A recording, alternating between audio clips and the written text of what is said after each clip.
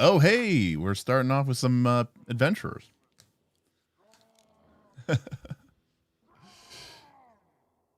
Hello, everyone. Welcome to the Knights of Last Call. My name is Derek Melendia, welcoming you back to the stream. We were off for about a week, but we're back. Although arguably I did go live from Las Vegas, so technically we weren't off for that long. Good evening to everyone out there. Hello, how are you? Very awesome to see some of my absolutely favorite people here in chat. Let's take a look here real quick. I did, as we were joining in, or as the stream was getting started, we did have a couple of adventurer resubs. So thank you to Jonas for 6 months of joining the adventure, and to Whoople for 7 months of being on the adventure. It's a good long time as they make their way up to that big 1 year mark. So thank you so much for your support, and appreciate everything that y'all do for us here at the channel. So hello, welcome. Tonight, we got a poll in the chat if you haven't voted yet already. Tonight we're going to be talking about MCDM RPG. This was voted on by the patrons of Knights of Last Call as tonight's topic. Wasn't really sure if there was going to be a stream tonight because I took a red eye back from Vegas last night, but I got some sleep on the plane. I took a short nap earlier this afternoon, so I figured why not? So here we are. The patrons had a couple other interesting ideas, but this is the one that we went with. I'm going to preface this by saying that I don't have all the information. I have not been steadfastly following every single little nugget of truth or spoiler or whatever that has come out. I have not seen every single one of Matt and James's sort of live streams that they've been doing, these Q&As. So I may not have all the detail. In fact, I would say that if you really want all the detail, you should probably go watch Matt Colville or MCDM's channel, or join their Patreon. And they have a Discord where they're talking about the game, and they also give additional information about the game. So it's really informational in that respect. My point of view is there's a lot of game elements in this game. I talked about this on the Vegas stream. There's a lot of game elements in this game that I think are ones that I have thought about for probably over 10 years. And it's really interesting to see how they being the game design team at MCDM, are going to be implementing those decisions. And I kind of want to talk a little bit about the why. The what we can kind of get into, but the what may even change. I really want to focus on some of the why these things are good, or why these things are maybe not good.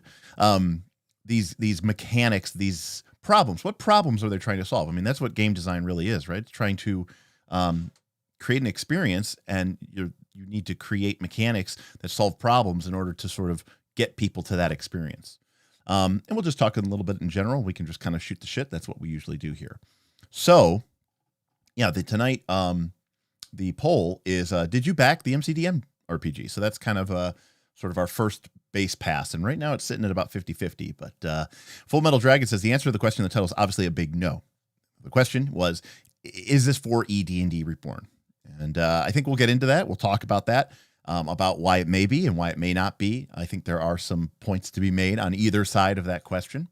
So I think that we'll certainly kind of be answering that as we go through this whole process. Bob from Knights of Last Call, hey Bob, says, I back this, but I've been pestered like crazy lately for Tiny Epic Cthulhu. All right. Well, got to play what you got to play what you're pestered to play. Hard Bushido says it's not going to quite be 4E, but it will use some of the concepts, and it sounds very board gamey, which is fine as long as it's really fun. More Gloomhaven is fine by me. I think there's an element of truth to what Hard Bushido is saying here. I think I when I hear people say board gamey, they usually say it. I'm a big board gamer as well, and there used to be this this term that got thrown around when sort of in the mid 90s, when games like Settlers of Catan started becoming popular, and those were European games mostly coming out of Europe, or they were sometimes called Euro games, or whatever. And as a result, there was sort of this idea between Euro games and American games, right? Those were kind of the two games. And American games started being called Ameritrash games, because there was an implication there that being an American board game, which usually meant zero sum, I attack you, I take over your pieces, I kill your pieces, I limit your ability to play the game, Risk, Axis and Allies, that kind of game, was viewed as in a very sort of pejorative way. So the term American style board game really meant Ameritrash, which, was for a lot of people, that was the way they prefer to play games. So when I see people say it sounds very board gamey, I do think that there's sort of a negative connotation to that. And I don't think there needs to be, and I don't think there should be, because again, on this channel, at least, I espouse the idea that we don't call them role-playing. We call them role-playing games. And that means that there needs to be game elements for us to interact with. In fact, I've actually argued that there are some games which call themselves role-playing games, or some books that call themselves role-playing games. I go, I don't really know that this is a game. This is more of an activity. And so, anyways, I think that is probably true, but I don't think it's necessarily a bad thing. Frostjack, how's it going? Welcome, welcome, welcome. Paladin, hello, hello, hello. Marcus, hello, and shout out to all the knights in the table. Hello, Marcus. Welcome. Lance is here. Hello, George. Kyle, howdy, howdy. Happy to see you. Pepper is here, not to be confused with Dr. Pepperer. We have two people, very similar names. Lolly is here. Ken is here. Hello, Ken. Jasari says, don't let Matt Colville see the title of the stream. Really doesn't seem to like the comparison to 4E, even if from what I've heard, it's very inspired by it. That's interesting. I don't know Matt Colville personally. I only know him through the videos. I think there's a chip on his shoulder. I think there's within a certain design circle, the Luke Cranes and John Harpers and, D. Vincent Bakers of the world, there is a certain amount of pride that comes with saying, hey, I really like this person's game and I wanted to do some of my own stuff with it. I was inspired by it. I even, in some cases, just stole mechanics, whole cloth from this game. And I'm going to shout it out and I'm going to talk about why I did that, because I freaking love that game. Again, I don't know Matt. I only know him from the internet. I think there's a sense of, I don't think Matt wants that. I don't know if there's an ego involved, but I feel like he wants to be the, I think he doesn't want to be seen as imitating or copying or, whatever. I think he wants to be seen as creating something from nothing, right? From ex nihilo. So I think that may be why he's trying to shout those down. Also, from a business perspective, 4E is reviled by and large by the wider group of people, including a vast majority of people who have never even played the game. All they heard was the legacy of 4E being shit. And if you're trying to sell a game, maybe you don't want to be compared to 4th edition. So there could be a business component to as well. Matt seems like a very smart business person. So I will give him the benefit of the doubt. Again, I don't know, but it does seem like he has this kind of chip on his shoulder. Like he wants to prove something instead of basically acknowledging that, yeah, I mean, a lot of the elements of this game are obviously inspired by his playing a 4th edition. I mean, I'll show you things tonight that you go, oh, that's bloody. That's a healing surge. They're exactly the same thing as far as I could tell. Sorry, I didn't mean to get off on a track there. Kendall did not back and has a couple of reasons for doing that. Frosty, hello and welcome, Frosty. Glad to see you. Frosty, let me know. Did you get your shirt? I don't know if I saw anything over the, or was that during Thanksgiving or was that during Christmas? I'm kind of curious. Kendall says that MCDM has a history of not fully committing to their Kickstarter goals or changing things partway through. I don't know. I mean, Smith, not me, Smith from our channel has backed, I think, Strongholds and Followers, Kingdoms and Warfare, Flee Mortals, and always seemed very punctual with getting what he ordered and fairly quickly. I have not personally backed any of those, so I don't actually know. This is the first thing I've backed from MCDM. Pumpkin is here. Yeah, it is coming up on 3 million, which is crazy. Chandler says, where to Poppets at? Well, Chandler, no Poppets. That was last year. I accidentally voted no, but I backed at the $250 tier. Yeah, that's about the opposite of no.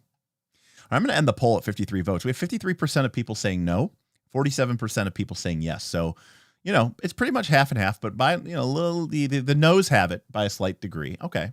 Now I have no skin in the game, people. I don't care what you play. I backed the game. I backed at the $135 level.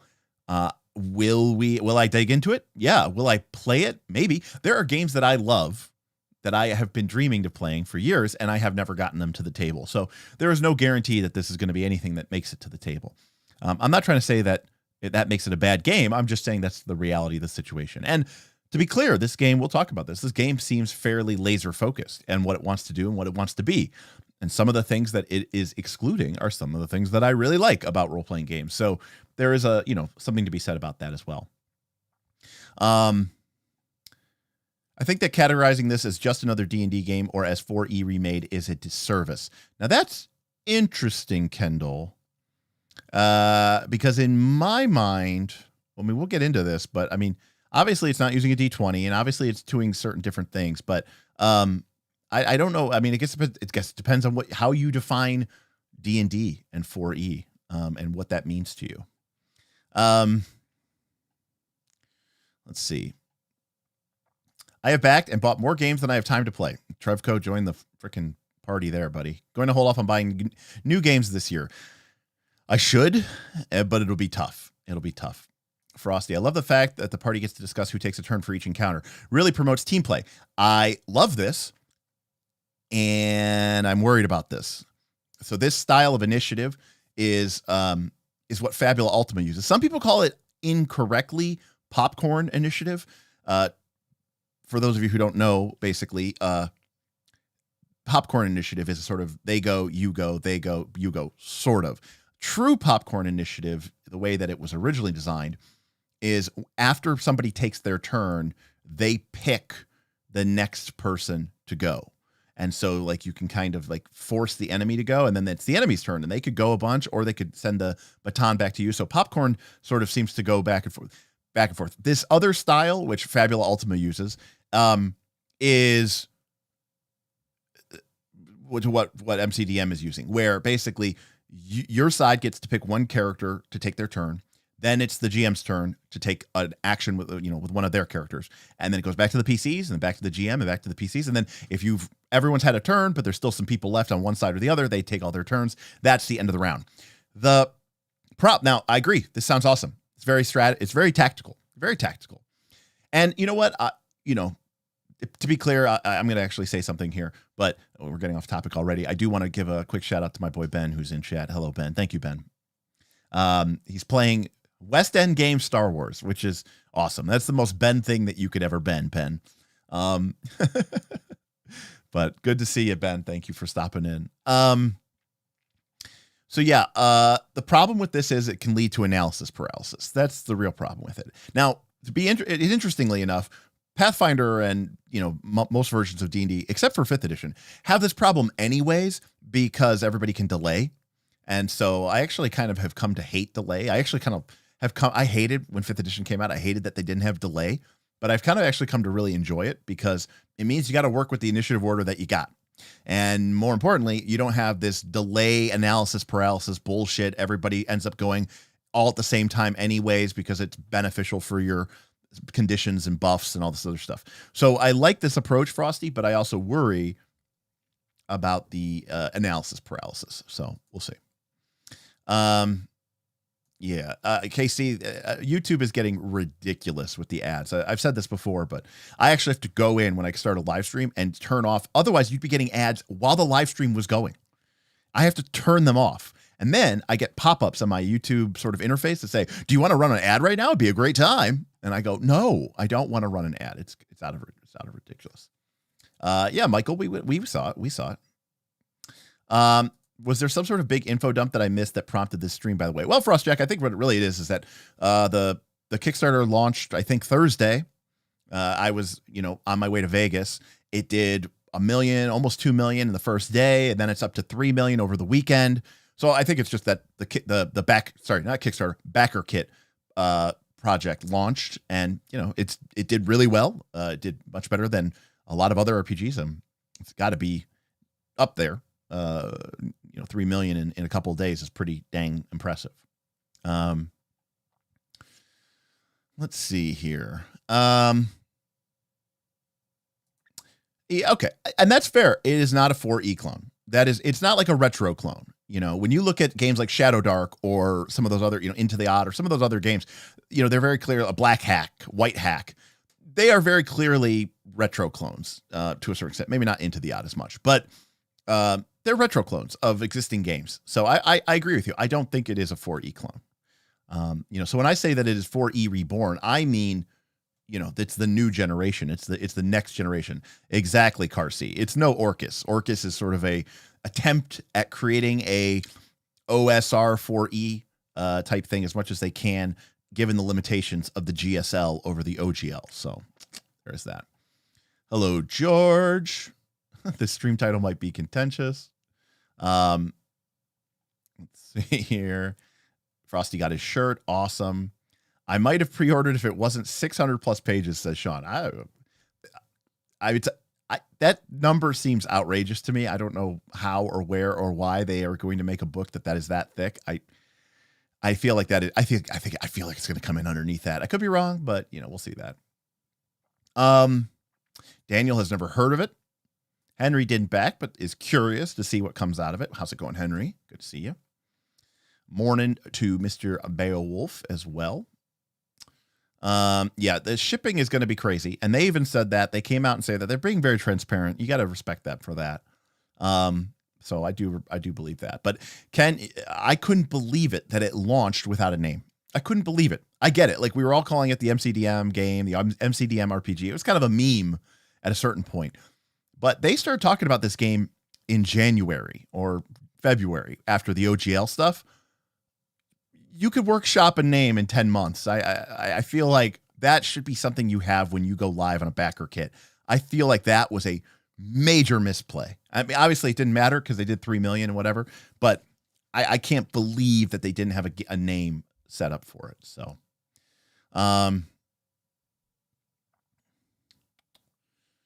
Bob wants us to do Dragon Bane. Bob, why don't you do Dragon Bane system review? I don't own Dragon Bane. I have too much stuff to do. You are interested in the design? I should go join the MCDM Patreon. I joined the MCDM Patreon back in February, precisely so I could follow along with the design. I thought it was interesting, and I'd like to see, how Matt and his team worked. And it's been fairly interesting. I haven't read every single article that they posted, but it's been pretty good. Yeah, ain't that the truth, Anathema, for sure. I know the One Ring and Avatar Legends hold the records for most funded RPGs. Well, we'll see where we end up, Neardrim. It's, maybe it's going to end up around 4 million, 3.5, 3.75. I mean, you usually get a pretty good surge there at the beginning. But it's got to be near, top 5, top 10, right? I don't know exactly what the standings are, but welcome, Steinwand. Yeah, Kickstarter has become the Kleenex of that. So Kendall, it's interesting. He says, I think the choice to do their own VTT is weird and kind of a waste of resources. So he said something really interesting today on his Q&A stream, his live stream, where he said that in his mind, there's a growing group of people, and I've seen this, so he's right. There's a growing group of people who don't view themselves as being players of a game. They view themselves as first and foremost being customers or clients of a VTT. Right? You say, I'm a Roll20 player, and then comes the game. I'm a Foundry player, and then comes the game. And Matt felt like that is a very contentious and problematic sort of relationship, wherein you have the game creator, you have the customer, the person who's going to buy and play your game, and then in the middle you have this VTT. And that has essentially become a middleman. A person who can stand between you and your customer and how your customer experience is delivered. Again, there's sort of maybe there's an ego play here, but also there's sort of a creative control issue here, right? Matt seems to be quite the, he's an author, he's a creator. He wants to be able to control the experience from top to bottom. He doesn't want it to pass through the hands or lens of another platform that potentially might not deliver what he thinks or should be part of that final vision of what the VTT is going to do. So there's that. GM Scott's going to have to watch the VOD. Love to stay, but time to watch a Christmas movie with the wife. Hopefully it's a good one and not some Hallmark trash. Speaking of the holidays, we got 2 goals tonight. If you want to support the channel, maybe you're already a patron, in which case, you should, my heartfelt thanks goes out to you. But if you are looking to support us, a great way to do so is with tips or super chats. We got a couple goals tonight. One is a short goal, our super chat goal, $50, and we will do a new first look this next Thursday. Patrons, of course, will get to vote on that, but we'll do a first look. Brand new game. I go through it with you, with the chat, and we look at it together. And we kind of break it down. Our $150 tip goal, which we'll leave up throughout the week, is I have off from work the week between Christmas and New Year's. So I am off the week. I'm off the 26th. Well, obviously I'm off the 25th. I'm off the 26th, the 27th, the 28th, and the 29th. And so if we can reach that goal this week on the tip goal, I will do a live stream every day for that Christmas week. Maybe we can do some, even a couple of them, maybe midday. I know a lot of people will have off, or at least we'll be in a pretty, powered down mode at work. Maybe get some streams in there for our European friends. So anyways, those are the tip goals. Appreciate any support that all of y'all throw me. So my mother watches the Hallmark trash. Please advise. Law. I have no advice to offer, just that it is trash and it is horrible. That being said, most of them, or at least seeming like half of them, are usually the female lead is Lacey Chabert. And I have had such a huge crush on Lacey Chabert my entire life, back from Party of 5 days, where she played Claudia, through the sort of Mean Girls and Not Another Teen Movie era, and up and through. So anyways, so I am a fan of her work, I guess. So awesome. By the way, this is the reason why the audio sucks in this videos. Complete control is not always a good thing. Yeah, sure. I could, yes, when you try to control, the tighter you grasp your fist, the more star systems will slip between your fingers, So anyways, all right. So thank you everybody for showing up tonight. So let's talk a little bit. Hey, sweet. Benner tipped $50. Would like a couple of first looks during the stream week marathon. I'm around that week too. Oh, awesome. Yeah, I would love the Christmas holiday extravaganza week will basically be some of my my top patrons, and we'll get all that stuff. I'd love to do that, Ben. Seek have tipped $5. Take a look at Ars Magica sometime. You seem very into other magic systems, and Ars Magica is the king. So the thing about Ars Magica is I own Ars Magica. I love Jonathan Tweet. I didn't own it when it first came out. I went back and bought it after Jonathan Tweet did 3rd edition D&D, and I really liked what Jonathan Tweet was doing. I may have even gotten it later when like 13th Age came out, and which Jonathan Tweet did as well. So I have flipped through Ars Magica, but I have never really delved deep into it. But I know that at the time, like it and Everway were kind of these big, kind of bespoke. They were like the kind of the weirdo indie kind of RPG darlings of the sort of late, not 80s, early 90s. So thank you, CCAV. We might just do that. And Ben, thank you again for the $50. Happy to do a first look. And Ben, if you're around, if you're implying that you're available, me. I'll never say no to a Ben stream. Ars Magica second look. Yes, that's a great way to put it. What Final Fantasy game is the victory theme clip from that's used for tips? It's Final Fantasy VII, I think. I mean, that's the clip, but I think the victory theme is from Final Fantasy VII, the original, PlayStation. Magical is Latin, so Harji. Ars Magica? Magica? Ars Magica? Okay. Am I saying, I'm still, Magica? Is that a hard G? Magica? I'm not much of a linguist. A Hallmark TTRPG would be amazing. You could totally do it with like Fate. You could totally do it with Fate. You could like Fate Accelerated. You could totally make a Hallmark RPG. So that would be amazing. Man, that would be awesome. All right.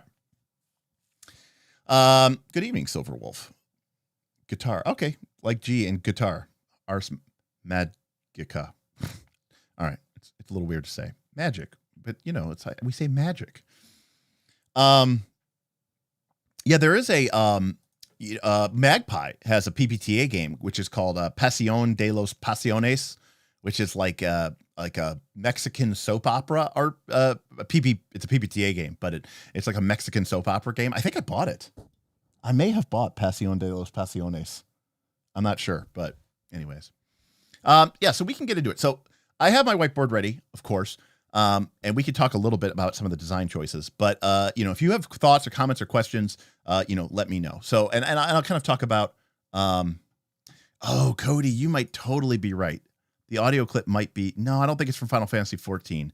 The audio clip might be from Final Fantasy. All right, let me see if I can look it up. You guys are asking all the important questions here. Let's see here.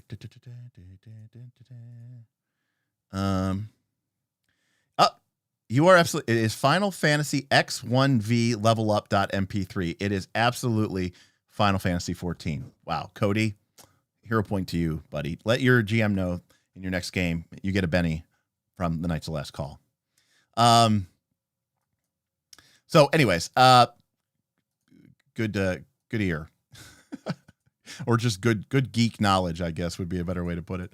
So yeah, so let's damn it, you're the DM for my crew. Oh well, Cody, I tried. So again, if you have comments or questions or whatever like that, we can get into that, and we can talk a little bit about some of the information that we have or that is known. You know, because we can kind of go through this together.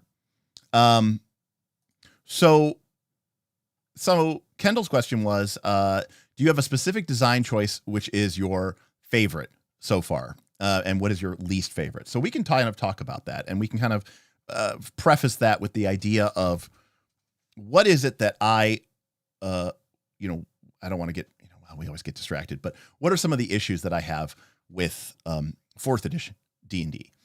And the problem essentially that I have with 4th edition D&D is that, and to be fair, this is also kind of a problem in Pathfinder 2 to a certain extent, which is in 4th edition, you have your at-wills. Okay. These, you typically have 2 of these. All right. And these are, your cantrips, right? These are your powers that are arguably your weakest. They are your least impressive powers. And then you have your encounter powers. And you can have, anywhere from 1 to 4 of these as you go up through the first couple levels of the game. But fairly quickly, you get 4 of them. And then you have your daily powers. And these are again, you have 1 to 4 of these. But I should point out that you get the 4 pretty quickly. The game is 1 to 30. I think by Paragon tier, like midway through the game, you'll basically have 2, 4, and 4. I should actually also point out, I think you do get a 3rd one of these eventually, maybe. But point is, you get these. And the power, right, of these is, the daily powers are stronger than the encounter powers. Encounter powers are stronger than the at-wills. Ben, take care. Enjoy your Star Wars. I can't wait to hear how it goes. So that'll be interesting. Now, by and of itself, this isn't necessarily a problem. And again, if you're new here, this is just how I do things. I kind of talk about why I think certain ways. But we've talked before about this idea of this sort of tension in a combat encounter in a TTRPG. And, this is this sort of, so this is our tension, right? And this is time. And in TTRPG terms, right, this would be rounds. And part of the problem here is what I would like for this curve to sort of look like actually, is I would like for the tension to sort of start off here, very quickly build, and reach a sort of climatic moment. Okay, maybe let me draw that out a little bit here. So this is round 1, round 2, round 3, round 4, round 5. All right, so I want the tension to build over, say, the first 3 rounds of combat. And then after it reaches that climatic moment, okay, the combat quickly turns in the PC's favor because they won, right? That's the deciding moment, the critical moment. And once the battle is decided, I want that battle to wrap up really fast. So we've talked about this before, okay? Here's the problem. The problem is that when you are playing a game that has things like these daily and encounter powers, that encourages you to use them early in the fight, okay? Because they're powerful.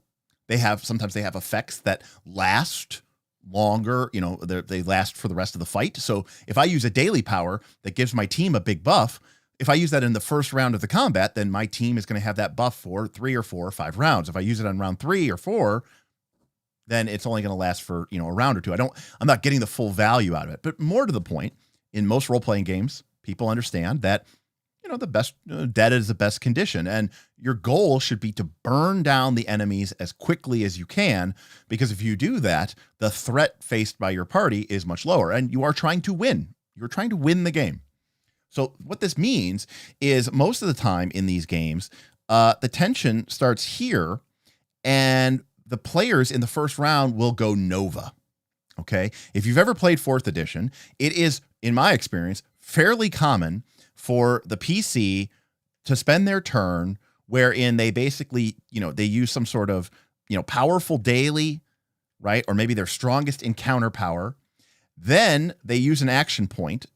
Then they do another super strong encounter or daily power. And if you have 2 PCs that go, high in the initiative order, they may have pumped out 4 of their strongest powers before your first monster has even had a chance to go. As a result, there might already be a monster dead. And so the party has already started to turn the tide of the battle, and we're not even through the first round yet. So what ends up happening is the tension just kind of, and then there's like this extended period of cleanup because things are still alive. But here's the problem. The PCs used all their powerful encounter powers, and they used all their, they don't want to burn 3 or 4 dailies in one fight. So they're not going to use they still have dailies, but they're not going to use them all. So they've used their encounter powers through the first couple of rounds. And now there's still a couple monsters limping around. There's no way that these monsters are going to win the fight because, the PCs outnumber them, and the PCs probably already had an advantage because that's the way that most role-playing games work. And what is the PC left with? That's right. They're left with at-will powers, which is their weakest, most arguably, they're better than just swinging your sword and I roll, I hit, I do damage. They do a little bit of something, but they're not exciting. And so you're left at the end of these combats with the PCs using their least powerful abilities to just mop up the fight that's left that isn't even a threat or a challenge. So this is, in my opinion, probably the biggest structural flaw of 4th edition. And again, I'm saying this as someone who played it for 4 years, okay?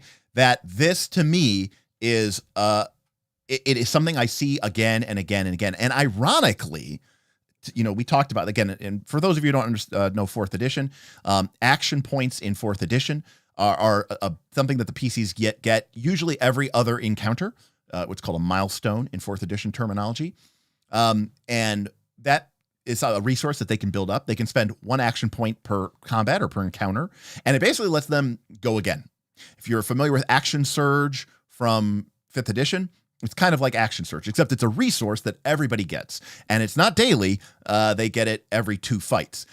Ironically, because of this, sometimes the more difficult fights, right? The big challenging ones, the scary ones, the big climatic battle at the end of the session or at the end of the adventure, they're actually the easier ones. Because when it's an easier fight, the PCs go, well, I don't want to spend my action point on this fight, and I don't want to waste any of my cool daily powers on this fight. I guess I'll just use my encounter powers and some of my at-wills. And as a result, the fight actually kind of takes a while to fight through.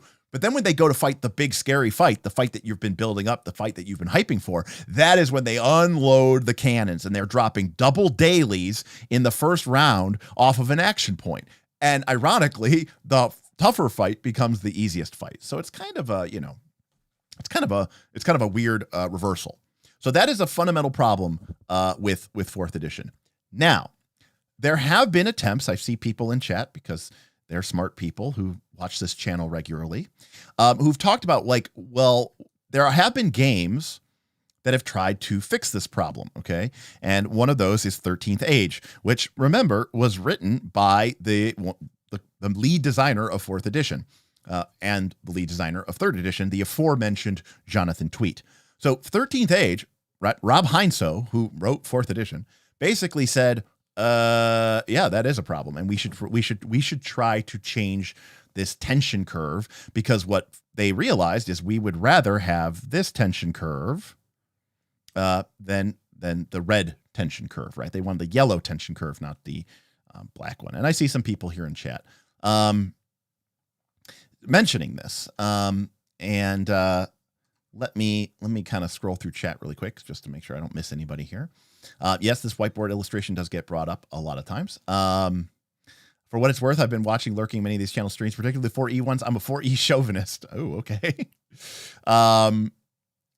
Let's see here. 4th edition is the only edition of D&D I never played. I pre-ordered the 3 base book, was excited to get them, but as I read and grew more and more disappointed, I really tried to be excited. And I think a lot of people bounced off of it. I don't think there's anything wrong with that. Not every game is for every person, and I completely understand where you came from. So in my experience running 4Es, for my players typically don't blow their load with encounters daily in the first round until they feel it is tactically useful to do so. Well, that's great. That's cool. That is awesome that your players do that. They could do that, but they choose not to, and that's awesome. And Kendall, yes, this is where the class resources come in. Now, Pumpkin says, did they fix this with the escalation die? Davi said, did any game manage to fix this tension curve? And Pepper says also that this is what 13th Age. So for those of you who aren't aware of what 13th Age was doing in their game, again, this is the people who made, the guy who made 4th edition, is they introduce a mechanic in 13th Age called the Escalation die. Okay. And this is typically it's a D6. Okay. And they recommend in the book, and I have somewhere a really big yellow D6 that I use just for the escalation die. And basically what this does is at the end of the round of combat, so after the end, so, you don't put it out, okay? So in round 1 of the fight, the escalation, we're going to call it the E die, is not on the table, right? It's +0. But then at the end of the first round of combat, right before we're about to start the second round of combat, you pull out the die and you put it on a 1. And at the end of that round, you're going to put it up to a 2. So that means in round 3 of the fight, it'll be at +2. Okay. And so on and so forth down the line. Now, what is this escalation die? Well, this bonus, okay, is added to all of a PC's attacks. There's a couple of very special monsters that can use this as well, which kind of makes them kind of really big and super and scary. I think like certain devils and dragons and demons can use it. But what this means is that the PCs become more accurate as the fight goes on, right? They become more accurate as the fight goes on. Now, furthermore, in the math of 13th Age, if we were playing 4th edition D&D or we were playing Pathfinder 2nd edition, okay, the math of the game would say that, the pure math of the game would say that a monster's AC should be X, okay? That's like that is the correct number that you should be using. In 13th Age, they make the monster's armor class. I'm just going to roughly guess. They make the monster's armor class about X plus 2. It varies. It's like X plus 1.5. Okay, which means the monster's defenses, their armor class, their physical defense, their sort of what we would call their fortitude save or their reflex save, is a couple points higher than the math would otherwise suggest. Which means that from a tension perspective, okay, if we go back to our tension curve, okay, this is our time, and this is our tension, okay, that means that when the fight starts, the PCs are actually at a disadvantage, right? Because when the fight starts, the tension is really, really high in the highest part of the round, because the monsters are really strong, right? Their defenses are high. So what does that mean? It means they're going to be tough to hit, which means that the monsters are not going to just get wiped out in the first round of combat. They're actually going to be able to attack and hit hard. And the party is at a disadvantage numerically, mathematically. All right. And so as a result of that, the party has to play a little bit differently. For example, in 13th Age, similar to 4th edition, you have your cool daily powers and spells. But, you know, it's still D&D. It's still D20 to a certain extent. You know, you have to roll high. You have to hit them in order to have your full effect. But if their armor class or defenses are 2 or 3 points higher than what they should be, quote unquote, you might be hesitant to do that because you don't want to waste your cool attack, right? You want to save it to when your escalation die bonus is higher. So what ends up happening is after the first round, the game comes right out of the combat and says, wow, okay, we're on the defensive. We're on the back foot, all right? Now, as each round of the fight goes on, the escalation die goes up, which means that the PCs are gaining more and more and more and more of an advantage. And as a result, the tension in the fight is dropping. At a certain point, the PCs will actually cross through the barrier of disadvantage into actual advantage, and at which point they might start using their special powers and stuff like that, because now they're more likely to hit. There's also certain character abilities that trigger at higher values of the escalation die. For example, an elf character can start taking multiple turns per turn as the escalation die mechanic goes up, which means the tension pretty much plummets to 0 very quickly. So this has an advantage over the 4th edition curve. Okay, remember, the yellow curve is sort of the ideal, what I would call the ideal curve. Is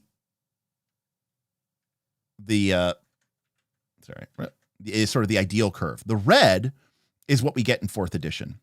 Now, the difference between 4th editions and 13th Age is that the PCs aren't able to quickly drop the tension as quickly in 4th edition. In 4th edition, after the first round of going Nova, the tension of the fight is already significantly reduced.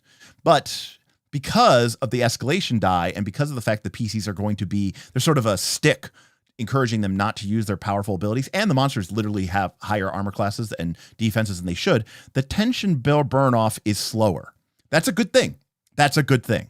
Furthermore, 4E has this problem where once the tension of the fight turns, it can take a couple of rounds to kind of quote unquote clean up the fight. Trust me, I've played plenty of 4th edition games where like there's like one monster left. It's a brute, it has a ton of hit points, and like the fight is over. And realistically, Derek of today, maybe not Derek of 2008 when I was running 4th edition, but Derek of today would just tell the PCs, you win. It's dead. It runs away. What happens to it, right? You tell me. Did you kill it? Did it run away? Whatever. But back then I would say, no, you got to kill it. It could still hit you. Every hit point matters in 4th edition. Healing surges are a thing. If I can do enough damage to you to take out one more healing surge, that's a good thing, right? That's part of the resource game of the game. And actually, saying that is true. But outside of that, the problem is it's boring. It's boring to go through all of that cleanup phase, right? 4th edition, the fight is won. You swing your sword. You're down to your at-will powers. You're not going to use daily powers. you miss. And then it's like, I did nothing. All right, pass the turn. And it's like, oh, it's so frustrating. But in 13th Age, we eliminate that because by the time the fight gets to the point where the PCs have sort of turned the tide, right, the escalation die is really, really high. And that means, and all the PCs' really powerful mega abilities are turning on, which means the tension does drop, but like a stone. It drops like a rock. And that's good because it means the cleanup is fast. We don't drag through. You know, I'm a big Lord of the Rings fan, so I really like the ending of Return of the King. But there's a lot of people, I remember seeing it in the theater opening night, where after like the second or third or fourth ending, like people were going, oh, Jesus, can we just get on with this already? You know, there was this kind of idea of like, can we please, you know, clean up? Oh, we got big super chat from Coral. Thank you for that. Well, we're going to be doing a new first look on Thursday for sure. Wow, that is very, very generous of you. That is an extremely generous tip. Thank you so much for that. Happy holidays and all that jazz. That is awesome of you. Thank you so much for that very, very generous tip. That is awesome.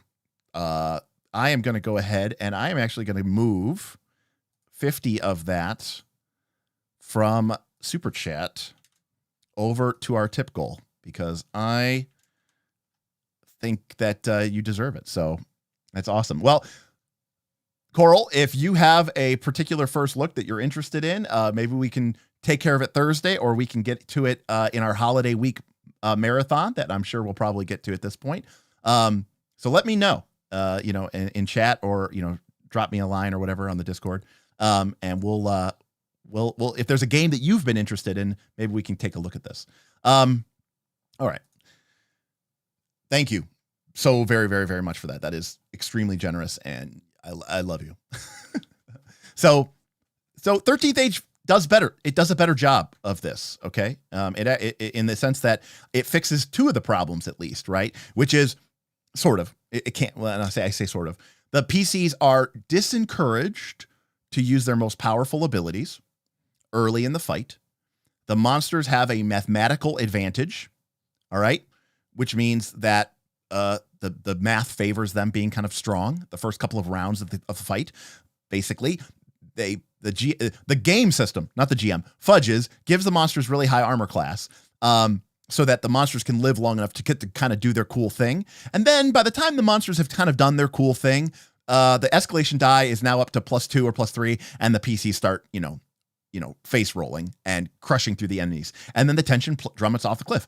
This works, I think, really, really well. But it's still not perfect. Okay, so it's an improvement. It's a 2 improvement.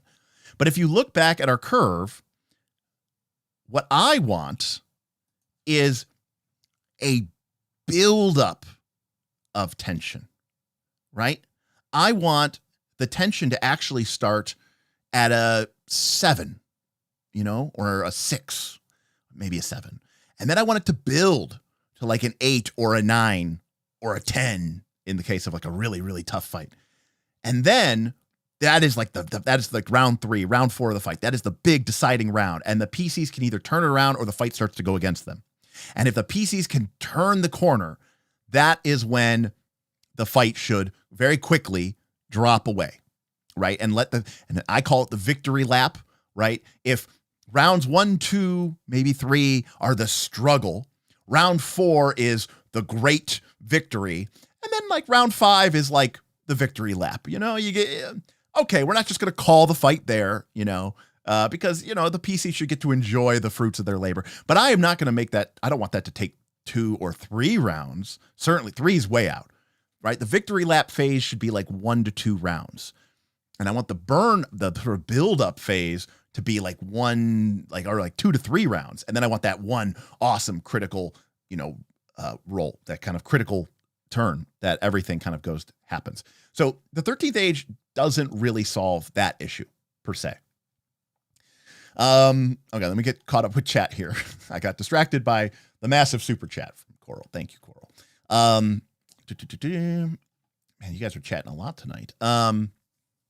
Now, I do want to point out one minor thing, by the way, which is 13th Age. Nothing prevents you. So 13th Age does have I do want to kind of throw one disparity at 13th Age, which is this: 13th Age does have one problem, which is there is nothing preventing a player from using their most powerful abilities in the first round of the fight. Now, it's kind of like a double whammy, though, right? Because the player is going to cash in their really cool power because they want to, drop the hammer right in the beginning of the fight where it's going to have the biggest impact on the fight outcome. But which if they succeed, well, then we kind of have the 4th edition D&D problem where a bunch of players use their most powerful abilities right from the first round of combat, which means kind of in a sense, every round of combat after that is less exciting because they got to do their big thing in the first round. But furthermore, because the monsters' armor classes and defenses are higher, actually, if they do choose to do that, the punishment is they miss. They don't, which you could argue the player made a choice. They're the ones who, put themselves in that situation, which, yes, I agree. But at the same time, it's like, it still sucks to miss with your cool thing, right? Can we all agree with that? Like, I get it. You should wait till round 4 or 5 to do the thing. That way you have a much greater chance of hitting.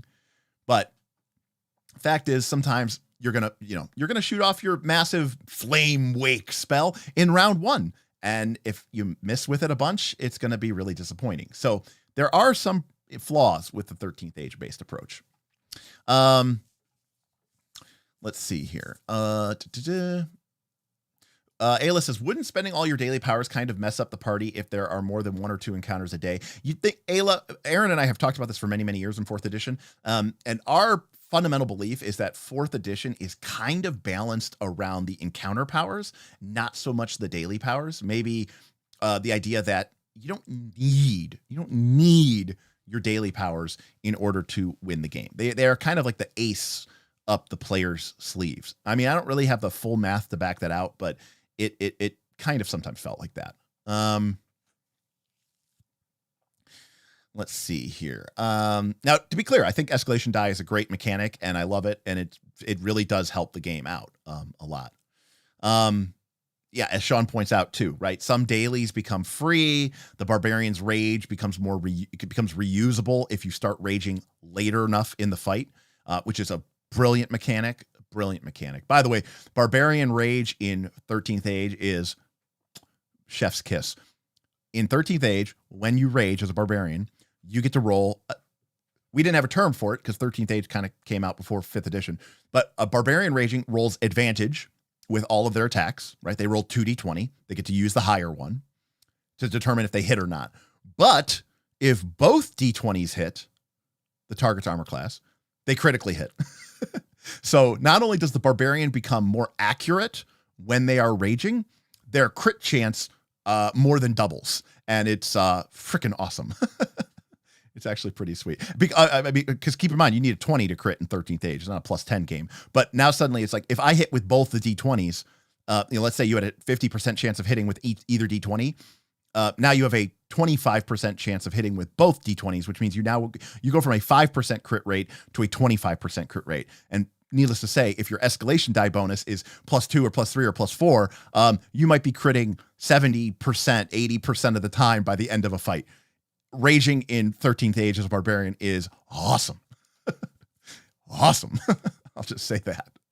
Now, Davi doesn't like the escalation die. I mean, kind of interesting. All right. Let's see here. We're getting kind of caught up in 13th Age here. I'm sorry. Again, the reason it takes me so long is because when I'm talking about things, like, I'm not just trying to teach you guys stuff. I'm trying to have you understand why these mechanics, I think, matter and why they're a good idea. Diomedes says, do monsters unlock stronger abilities as it escalates? Like dragons can only use its fire breath at 4 or whatever. There are definitely some monsters, Diomedes, like the ones that you would think would be really cool and awesome, whose powers are also linked to the escalation die. Diomedes, there's also certain monsters like dragons or like liches who have fear auras. And if you are within the fear aura potentially and your hit points are low enough, then the PC doesn't get to use the escalation die bonus. It's like, it almost like makes you not this really awesome hero. It's kind of really cool. They do have a lot of fun abilities that interact with the escalation die. So Hard Bushido, how do you draw so neat? I'm assuming you're not using a mouse. Correct. I am using a stylus on a Wacom tablet. Let's see here. I am sorry. I apologize. Let's see here. Again, trying to get caught up here. So far, the MCDM, the GM, called the director, which is kind of a lame name, has the ability to end the combat because it's in the cleanup phase. The PCs have the choice to say they killed all the enemies or some got away, which is totally fine. The PCs can gain some advantage if the enemies get away, but so does the DM. So things can change. Yeah, and I think that's very smart. I think that's really, really smart. All right. So what then is, we have one final thing to sort of understand here, and that is this game. Hold on. Here we go. You know me. There's always something. All right. This is Iron Heroes. Now, this is a variant player's handbook that was presented by Monty Cook, but it was actually written by Mike Merles, the 5th edition guy that people hate. This book came out near the end of 3rd edition. I should say near the end of 3.5 edition. And Iron Heroes was a game where the character classes were essentially all martial. There was only one casting class. It was called the Arcanist. Okay.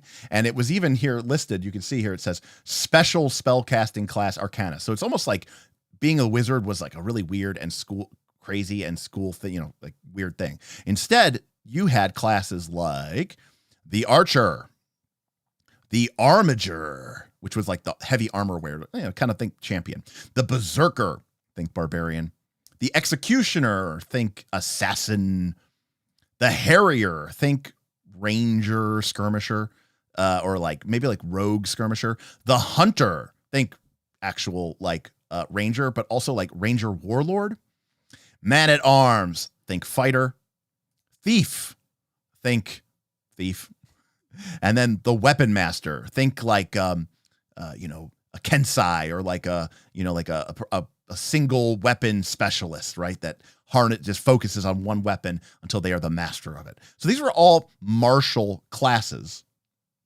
There was no magic involved, but Iron Heroes, I'm zooming in here, each class, as well as some feats, would give you access to a different type of token pool. Kendall says, rip Mike Merle's job, by the way. Oh, did he get fired? I mean, I've been out of the loop. I know there was a huge round of Hasbro layoffs, but interesting. Dire Media says, I actually like the amount of time you take on things. It makes for good content. I'm surprised that 13th Age is not more popular. It seems like a strong version of D&D. And I completely agree with everything that you're saying. So, yes. Let's see here. Kensei. What did I say? Kensai? Kensei. Got it. Kensei. Apologies. So, Pepper, enjoy, take care. So, anyways, back to Iron Heroes. So if you were a Berserker, okay, aka our barbarian class, you got access to a pool called the Fury Pool. If you were an Archer, you got access to the Aim Pool. If you were a Hunter, you got access to the Tactical Pool. All right. So what would end up happening in the course of the game is that the Berserker, we'll read you, this is our, again, think barbarian, okay? A Berserker relies on their raw emotional fury to carry their attacks to the enemy. While a Weapon Master draws on training and experience, a Berserker allows his inner animal instincts to guide his attacks. Some Berserkers black out in battle. Their adrenaline and intense emotions overwhelm their rational minds. And in many cases, Berserkers are barely rational, even in peaceful circumstances. As a Berserker, you get access to the token Fury Token Pool. You can spend these tokens to fuel your inner rage. Some actions you commit and some that your enemies commit allow you to build up more fury tokens. So we have a token pool, and we can see here you can earn tokens for a variety of actions and events. The tokens only last till the end of the encounter, and you can spend them, and you can have a maximum of 10 plus your level. If you get hit, you get 1 token. If a friend or ally gets defeated, knocked out, they get 5. If they spend some actions, they can stoke and build up their fury, gaining more points. Now, let me be the first to say, this is an amazing idea.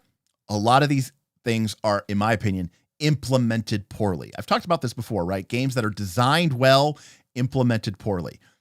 This is not how I would do this. But the idea is still kind of same, which is these things are encouraging a barbarian. The feeling and playing of a barbarian is that as the fight goes on and you take more hits and your friends go down, or you spend your actions sort of building up your fury, you are going to get more and more and more and more of these points. All right.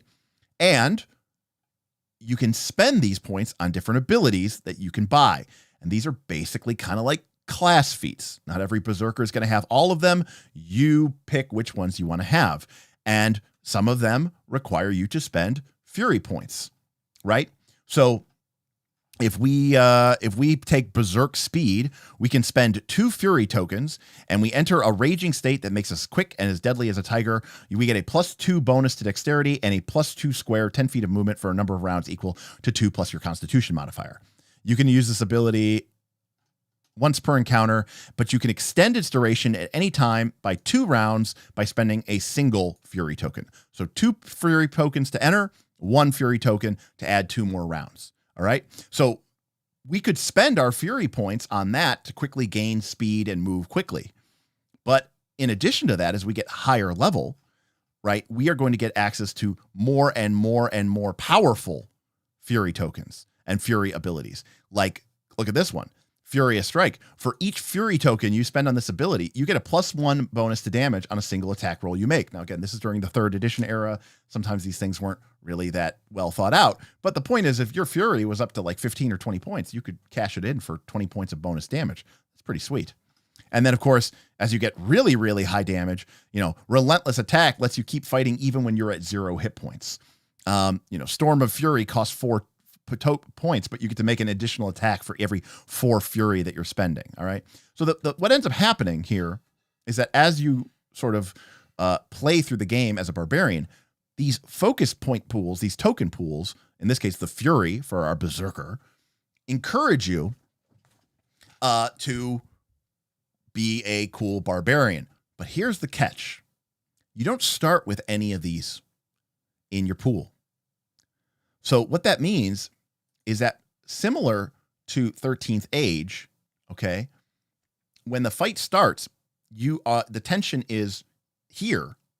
But the difference is the monsters aren't more powerful, right? In 13th Age, they achieved this by making the monsters have really high armor classes. But instead, you're even. You just don't have all of your coolest stuff yet. You have to build it up. And that becomes a really interesting tactical choice, because you need to decide, do I want to build up fury quickly? In which case, I'm not going to be doing anything really cool or powerful, but that means that the fight tension is going to keep rising because we aren't killing foes. And you say, well, no, I want to kill the foes as quickly as possible. Okay, but you can't. You can't just spend a daily power. You have to earn those fury tokens, which means it's going to take some time to get there. And that means that the players are going to have to essentially be, in the game for a while to sort of accumulate enough points to do their coolest and biggest abilities. This means that the token point pool system of Iron Heroes, okay, which is not perfect, but what it does is it prevents you using your Nova abilities. Okay. In this case, it's a hard brick wall. Okay, you can't use your most powerful abilities on the first round of the combat. Probably not even the second round of the combat. You have to wait. So that then brings us to, I have like a million windows open, so I apologize. So that then brings us to the MCDM game.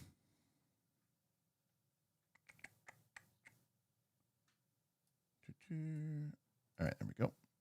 So if we go ahead and we take a look at, and again, I'm not going to like show too much here, but they have a class in MCDM that is called the Fury.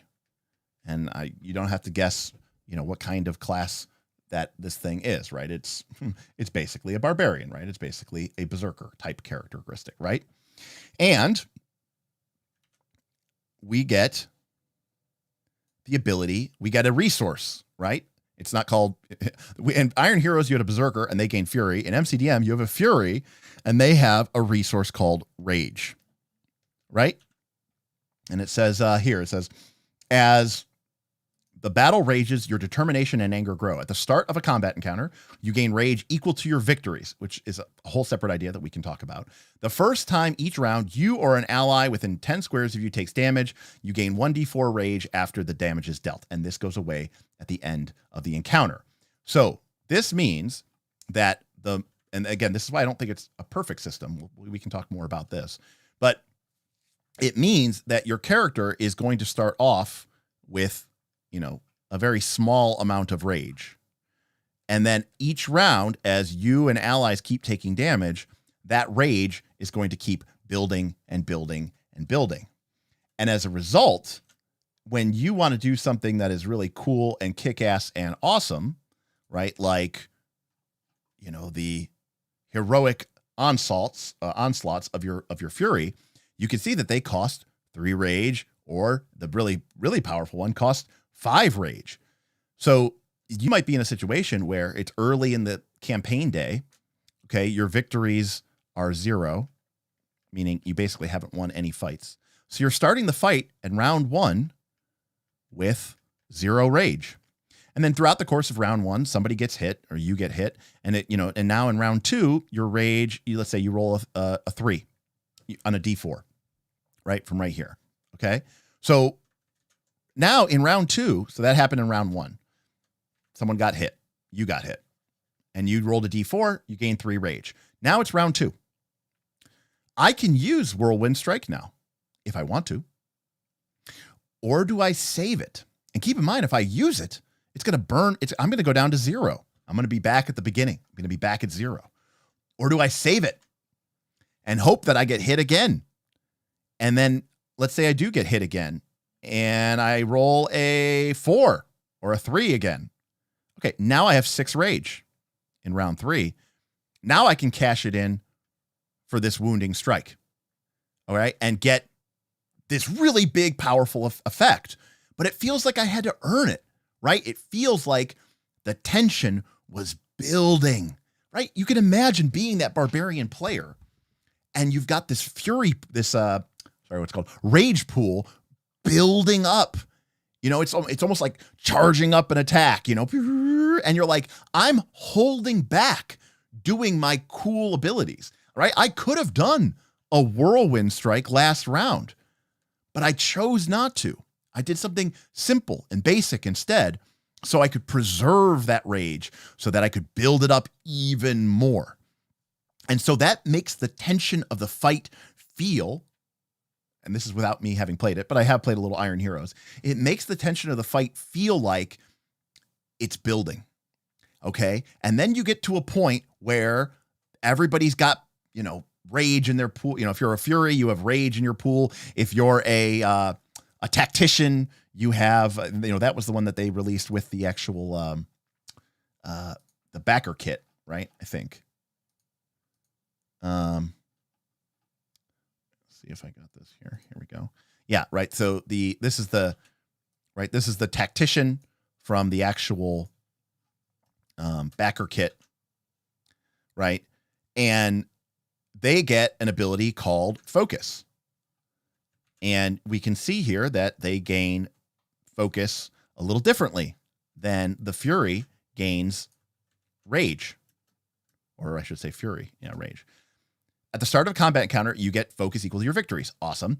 At the start of each turn, you gain 2 Focus. So it's just automatic. And you gain 1 Focus whenever you use a signature stratagem. So that means that you now have an incentive to use a signature stratagem. But that might not always be the most efficient thing to do on the turn, which means you now have an interesting choice to make, right?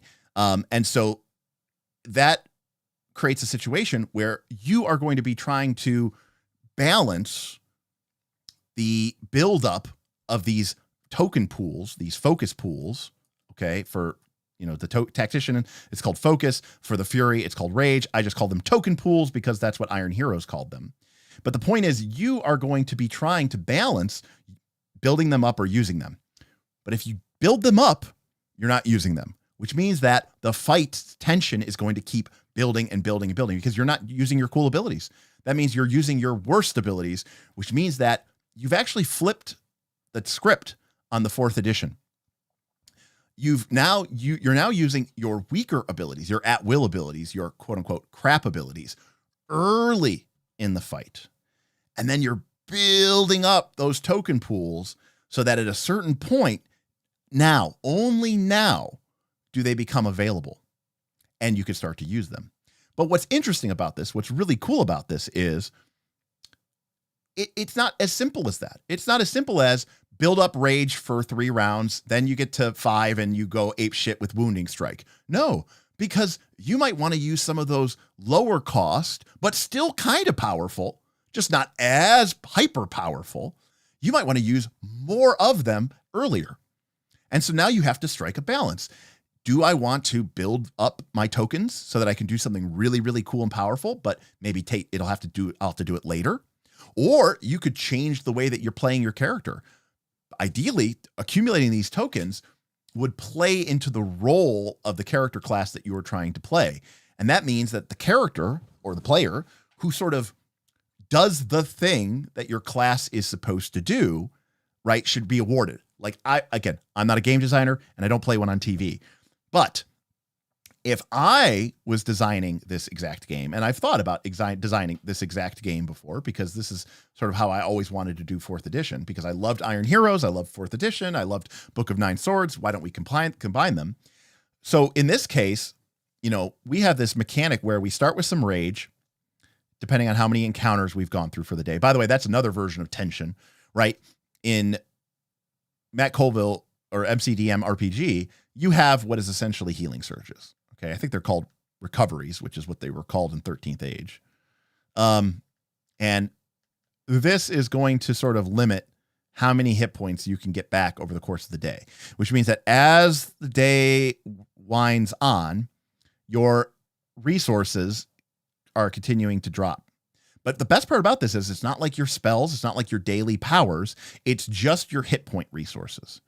But victories is how many fights you have had and won, which means that if we're later in the day, we may not have a lot of healing surges in the bank, right? We might be down to our last couple of surges.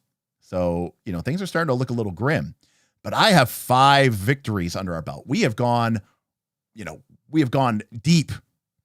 And so when we start a fight, we're starting with more Rage. So what does this mean? It means that as the tension builds up, not just in the combat itself, not within the combat, but within the sort of adventuring day, let's call it, it means that the players, as they become more and more kind of on the ropes, as their healing surges or recoveries begin dropping down as they fight more and more encounters, they are also going to start the fight with more tokens in their pool. What this means is if you look at the standard way that a lot of D20 games play out, the first couple of fights are going to be against the trash, right? The monsters that don't really have much of a chance. They're going to peck away at the party, and they are going to lose some of their victories. Or I'm sorry, they're going to lose some of their healing surges or recoveries. And then they're going to be building up victories. And that's going to go on for a couple of encounters.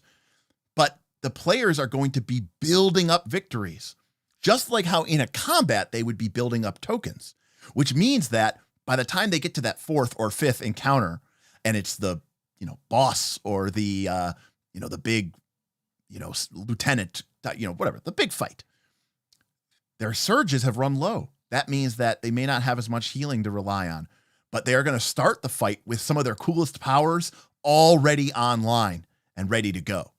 So it's kind of an interesting balance between having to decide, do we want to keep pushing on? Because that's going to kind of make the last fight harder, but also easier, because we're going to start with more victories, which means that we're going to start with more tokens, but we're also going to be maybe running low on our resources. And I think that is a fantastic, tactical to me just means making choices that matter. That's all it means. And I think that the risk versus reward, pros and cons, weighing them, making a choice.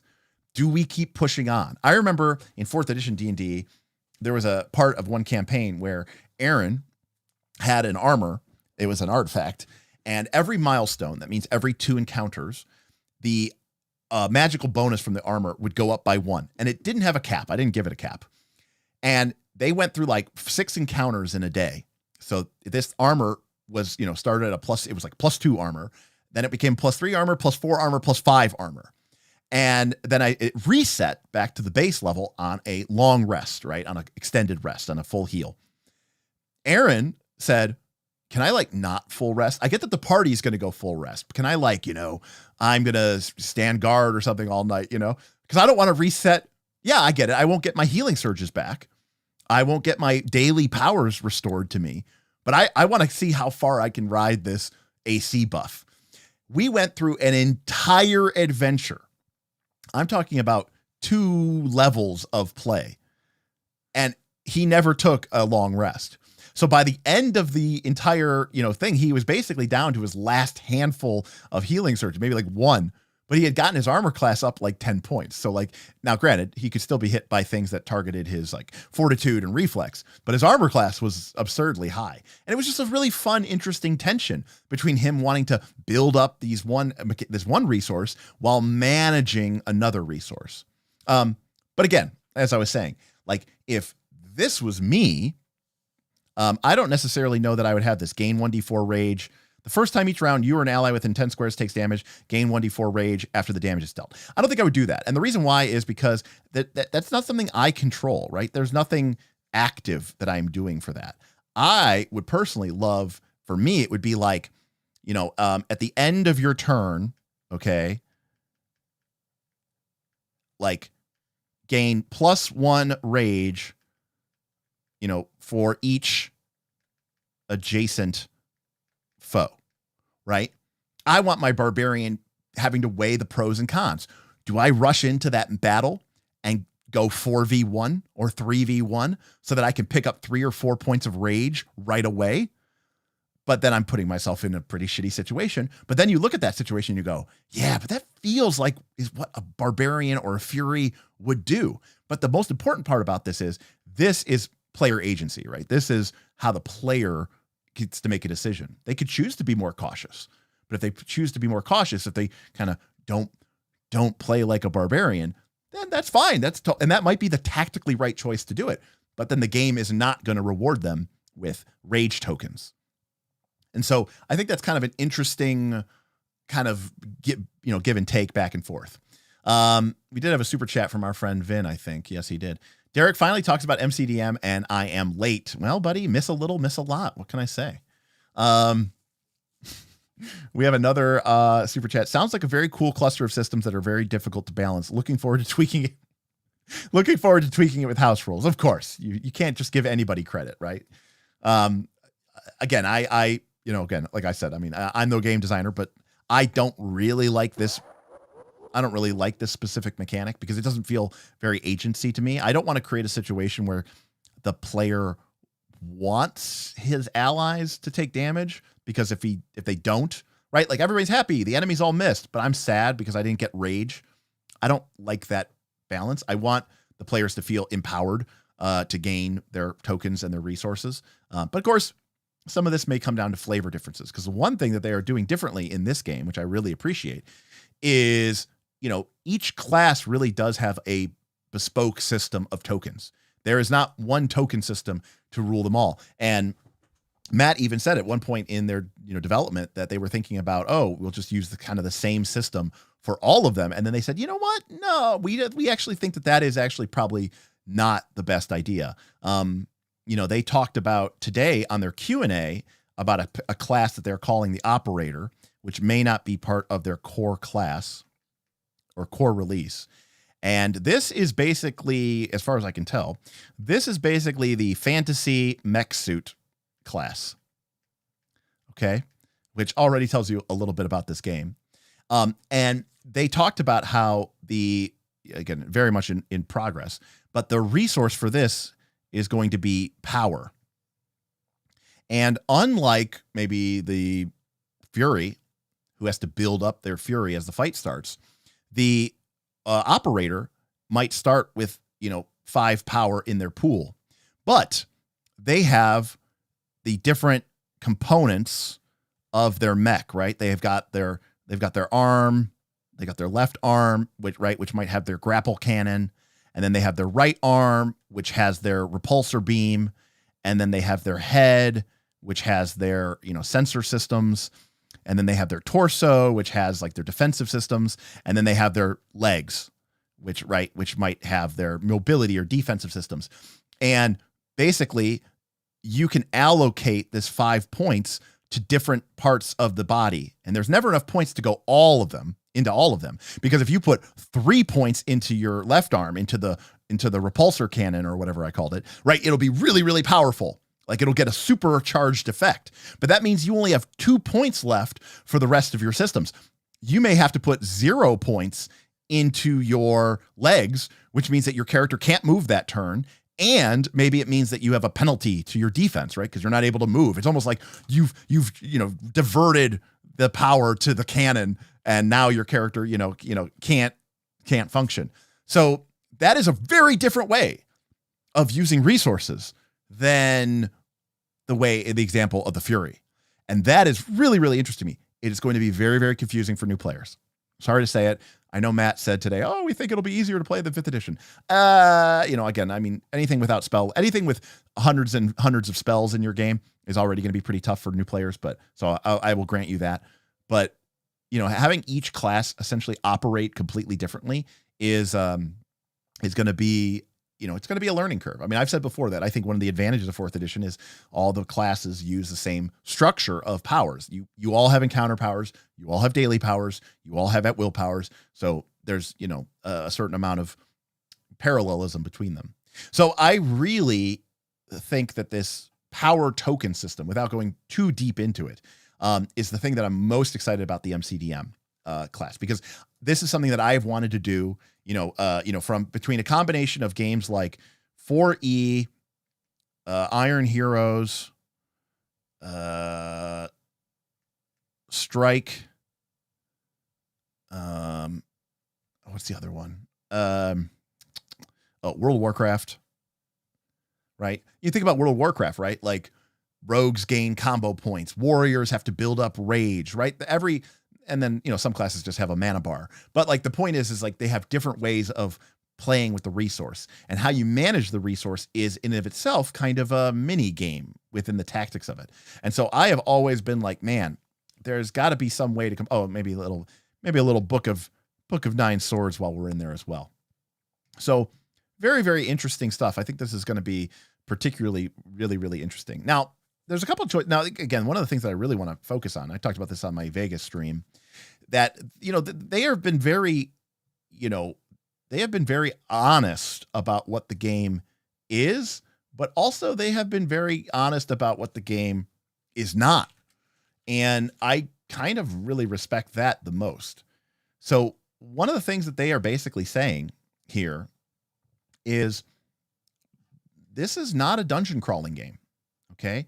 This is not a wilderness exploration game, right? This is a, they're using the term cinematic tactical combat, but let's be clear what we're talking about here. Okay. We're talking about combat. I mean, that is, this game is, you can absolutely run games with torches, but it's not about dungeon crawling. You don't have to track torches or rations or worry about light. You might plunge into a dark forest, but it's not about exploration. The closest thing that I can basically say, in my personal opinion, is that this game is basically the TTRPG equivalent of a Marvel movie. Okay. And I will preface that by saying pre-phase 4 or 5 or whatever it is, right? I imagine this game playing out a lot like an Avengers movie, right? We don't worry about, nobody knows how many rations the characters have. No one cares, right? We don't ever worry about is there enough light for them to see by? No, it's Captain America and Thor and Hulk, and it's these larger than life characters going into these incredible locations and vistas, fighting, incredible foes. And then in between those combats, we have periods where there's basically character building and plot. And then boom, we go into another big action sequence and we rinse repeat to the end of the movie. And, I've talked about this before where this game is basically saying, and they said today, I actually was listening today to their Q&A, and they said that, the skill system for this game, right, is basically, it's 2d6, right? Instead of a d20, right? So the d20's out. They're using a 2d6 plus modifiers versus a DC. High equals good, right? You want to roll high. And if it's a pass fail, and again, all this stuff can change. It is a basic D&D style skill system. And this is something too that I've talked about with Pathfinder and I've talked about with 4th edition D&D. The reason why the D&D skill system, the reason why the Pathfinder skill system is so basic is because they don't want it to be that super involved, right? They just want it to be something that, you're not in a combat. You're not in this, drawn out fight. You're mostly just kind of role playing or fluffy bullshit timing. The DM is dropping the director is dropping plot exposition on you. Maybe you're talking in character. Maybe you're talking out of character and you're just talking about what is going on in the game. And at some point, somebody wants to do something and there's some doubt about whether or not this would be successful, right? And that's when we make a skill check. And there's nothing complex about it. There's nothing special about it. There's no, there's no real detailed system compared to everything we were just talking about for the combat system with the, token pool systems and the pushing. And we talked about this, but the skill system by contrast seems woefully, woefully less complicated, but that's done rightfully so. They don't want you to be spending all this crazy amount of time doing these type of things, which is why I find that probably the most confusing thing for me is this negotiation system, because it doesn't seem like that is part of their game's core premise, which is tactical, cinematic, heroic fantasy. I don't know where negotiation factors into tactical, cinematic, heroic fantasy. And it's one thing to say that, of course, your characters could negotiate. Of course, your characters can have social scenes. But to move from this very generic, simple D20 style skill system of roll plus modifiers versus DC to suddenly an entirely separate negotiation system is a little weird for me. Now, this may change a lot, but let me tell you something. I read their negotiation system, And I love it for Legend of the Five Rings. Right? Like I don't see, I have a hard time imagining these characters with their tactical pools and fury rage pools and all this other stuff suddenly wanting to get really mechanical about a negotiation. I do struggle with that a little bit. Again, there are elements of the negotiation system which I have used for years in sort of my pseudo social skill challenges, and even in Legend of the Five Rings, which has the intrigue conflict type, which is basically a negotiation.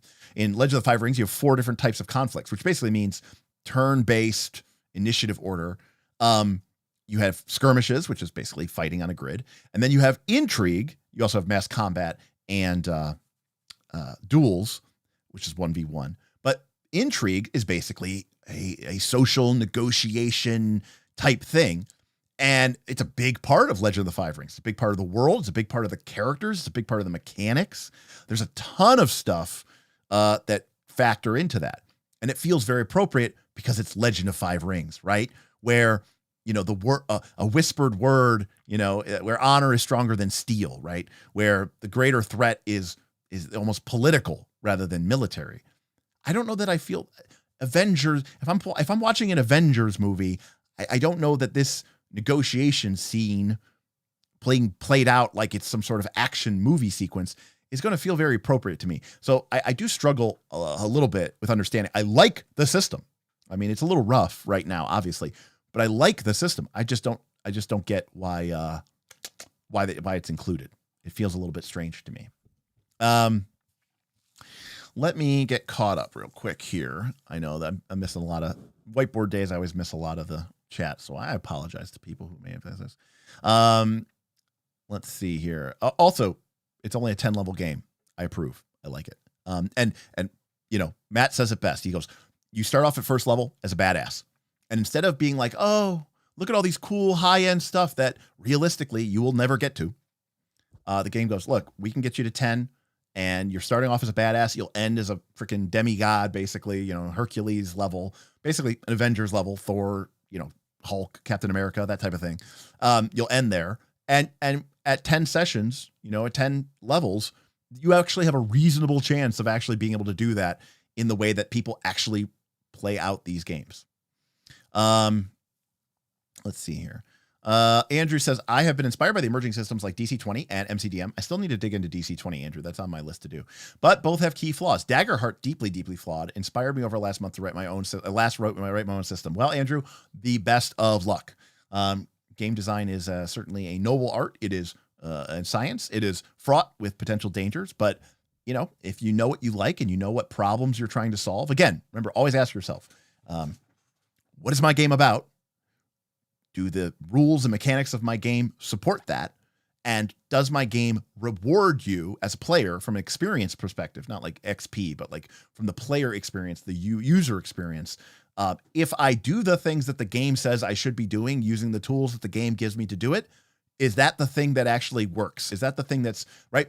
The interesting thing should be the fun thing, should be the effective thing. Is kind of the long way of paying that. That's like more of like generic game design, but I think some TTRPGs could learn from that. I don't know. I don't know if there will be simple classes for new folks Viking. That's an interesting point. Will they make just like sort of the real simple newbie class? I don't know. It's interesting. Hello, open world. Good to see you. Yeah, they did say the mech won't be core, Pumpkin, but they said it might come into a future. They said maybe. They don't know, So yeah, we're going to be playing MCDM, Torchbearer, and the One Ring all at the same time. Sounds perfect, And here we go. Bruno says, I feel like negotiation system goes against the pillars of the game. I kind of agree with you, Bruno. Yeah, I agree. I don't think it is everybody's style. There's a lot of games that I would want to play, or like the type of game, and I would go, I would not reach for this system to do it because, but if I want sort of that pulp action Avenger style, scene one is, in the streets of New York. And then the next scene is us infiltrating a Hydra base somewhere in, Eastern Europe. And, like that's the kind of style of game that I think this is going to lead itself to. Let's see. Jason says MCDM, DC20, and also heard things about Black Flag's Valiant of the Something. That was actually on the Patreon poll today for potentially talking about. We could have been talking about that. Yeah, it is called the Tales of the Valiant. So I think that's what it's called. Yeah, so a lot of interesting stuff that's out there. The descriptor, yeah, the operator is totally just Iron Man, right? Frostjack, hopefully catch the VOD later. Thank you, Frostjack. Right, that's another thing that I really like about the system. It gets rid of, like, why do we rake an attack roll and a damage roll? Why? It's just two random numbers to get to the same thing, which is, do you take damage or not? And I feel like we could just bypass that. And then also getting to the point where it sucks to do nothing on your turn. So I really, really like doing poorly is its own penalty. Doing nothing is a horrible way to spend the experience of being at the game. And again, all that does is encourage people to maximize as much as possible their attack roll. And I've seen that in every D20 game that has been out there forever. When you have binary success or failure, especially in combat, all it does is it warps the meta to be attack roll, attack roll, attack roll, attack roll. And I just don't think it's appropriate. I mean, again, the attack roll concept I used to play Warhammer Fantasy, right? They're apparently launching the new Warhammer Fantasy called the Old World, right? Where, oh, hey, I've got a unit of 40 High Elf Phoenix Guard. Okay, I'm going to make 30 attacks on D6s. I need 3s or higher to hit. Okay, I'm going to roll 40 dice. And you know what? Some of my High Elves are going to miss. Some of my High Elves are going to roll 1s and 2s, and they're going to miss with their halberds. But a bunch of them are going to hit. So that's fine. That is a war game. I'm making 40 attacks. That mechanic is what they were playing in their war games. And then they just took it to D&D because D&D used chainmail. So it had to, right? Because chainmail was a miniatures combat game where you had a bunch of creatures, but then they reduced it to one person. And suddenly when you roll a miss, it's not one miss from 30 or 40 attacks. It's your miss for the entire combat round. And I just think that, we've moved past that. So, yeah, I agree with Ouija as well that it just seems disconnected from the theme in some way.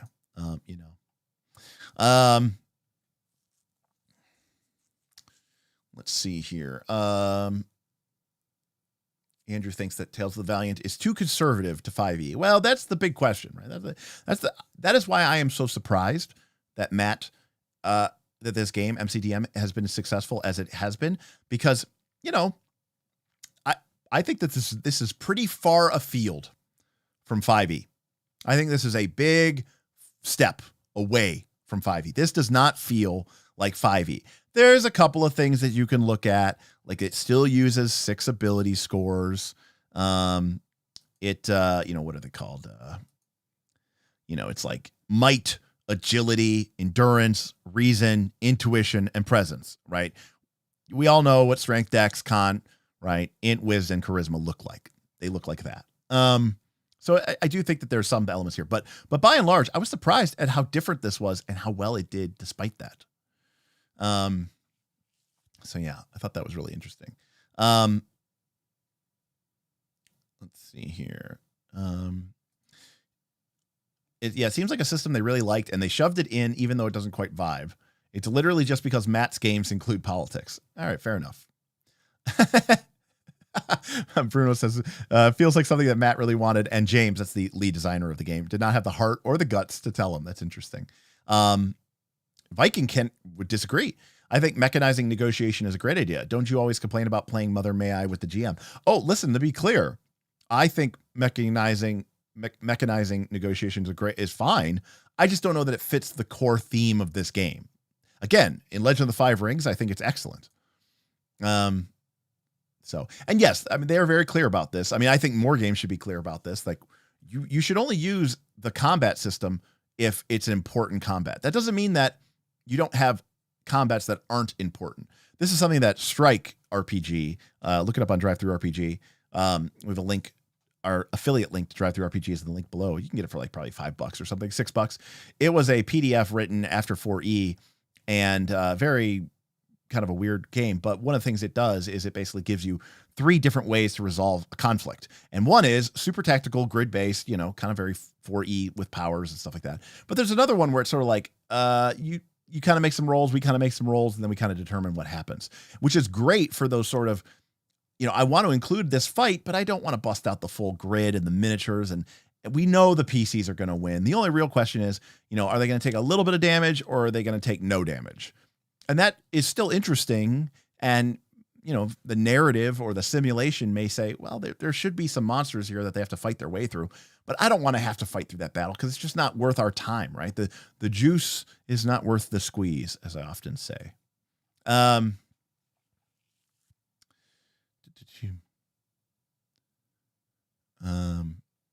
Andrew says Daggerheart and MCDM are both a mashup of Tales in the Dark and Conan 2D20. The fact that so few play these is telling, not suitable for long-term play. I've seen the comparisons to Conan 2D20 and kind of the Doom, in other 2D20 games, they call it momentum and threat. The Daggerheart's system is kind of like momentum and threat, but it is a little different, in my opinion. I actually kind of think it's an interesting idea. I would have to play with it to see how it works out, but I think it's interesting. Self-confessed cynic says 10-level game. Vomit. Nobody, I cannot.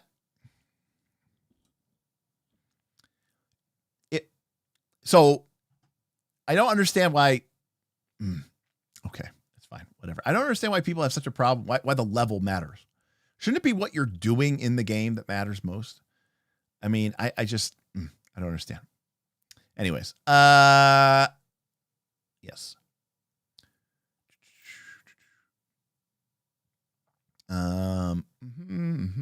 Reading here. I think the negotiation is designed to be tactical, heroic, and fantasy, though. Yeah, I don't know how negotiation can be heroic. Maybe it's just I have a hard time envisioning it,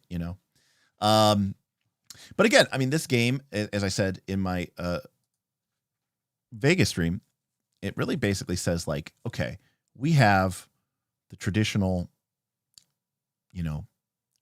model where you have basically you have your combat pillar, and then there's supposed to be this exploration pillar. This is like your dungeon delving and your wilderness tracking. These are your crawls.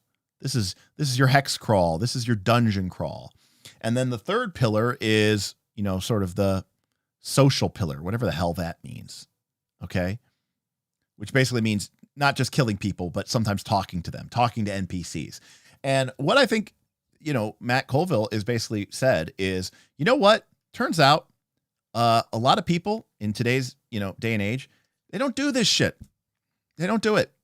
They aren't dungeon crawling. They aren't wilderness crawling, right? They are basically going from a talkie scene to a fight, and then they're going to another talkie scene. Okay. In a video game, we would call this, it's a cut scene, and then there's a play sequence, right? Where you have to make your way through the level and fight some monsters. And at the end, there's some sort of boss, and then you beat the boss. And then we go to another cut sequence, right? Which continues to advance the plot. This is the way that most people are playing RPGs these days. I think this is certainly the way that, Critical Role does it. Right? So I think they basically said, look, we are going to get rid of this, and we're basically going to have a game that just has the combat and then this social component, which is really just kind of a mixture of fluffy bullshit time, the occasional skill check, and if you want something that's sort of mechanical but is still social, we have this negotiation system available. And that's it. That's the game. Like they basically are just kind of getting rid of this and saying, we're just going to focus on these things. I feel like, and I appreciate that honesty. I think it's very, I think that's the way a lot of people play. They may think that they play differently, but they don't. I think a lot of people play PF2 this way. You know, if you go back and you look at Rise of the Rune Lords on this channel, it was basically this. It was kind of plot scenes, talky scenes, meet with some NPCs. Maybe the players make a couple of skill checks and we move on to the next fight. And then there's a fight, and then there's the big fight. And then the plot advances and there's some fluffy bullshit time and some more NPC interaction, maybe a couple of skill checks, and boom, on to the next sequence of fights, right?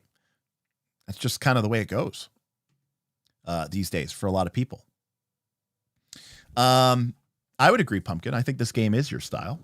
I think so for sure. And that's possible too, open world, you know. Maybe it's not for new players, you know, even though I'm sure like all RPGs, they're gonna be like, oh, we're great for new players. And I think it's okay to say, actually, we're not good for new players. It actually is a problem. Like you play other games first. Here we go. Getting rid of the attack roll sucks, but binary success or failure also sucks. Well, pick a lane, Grandma. Pick a lane.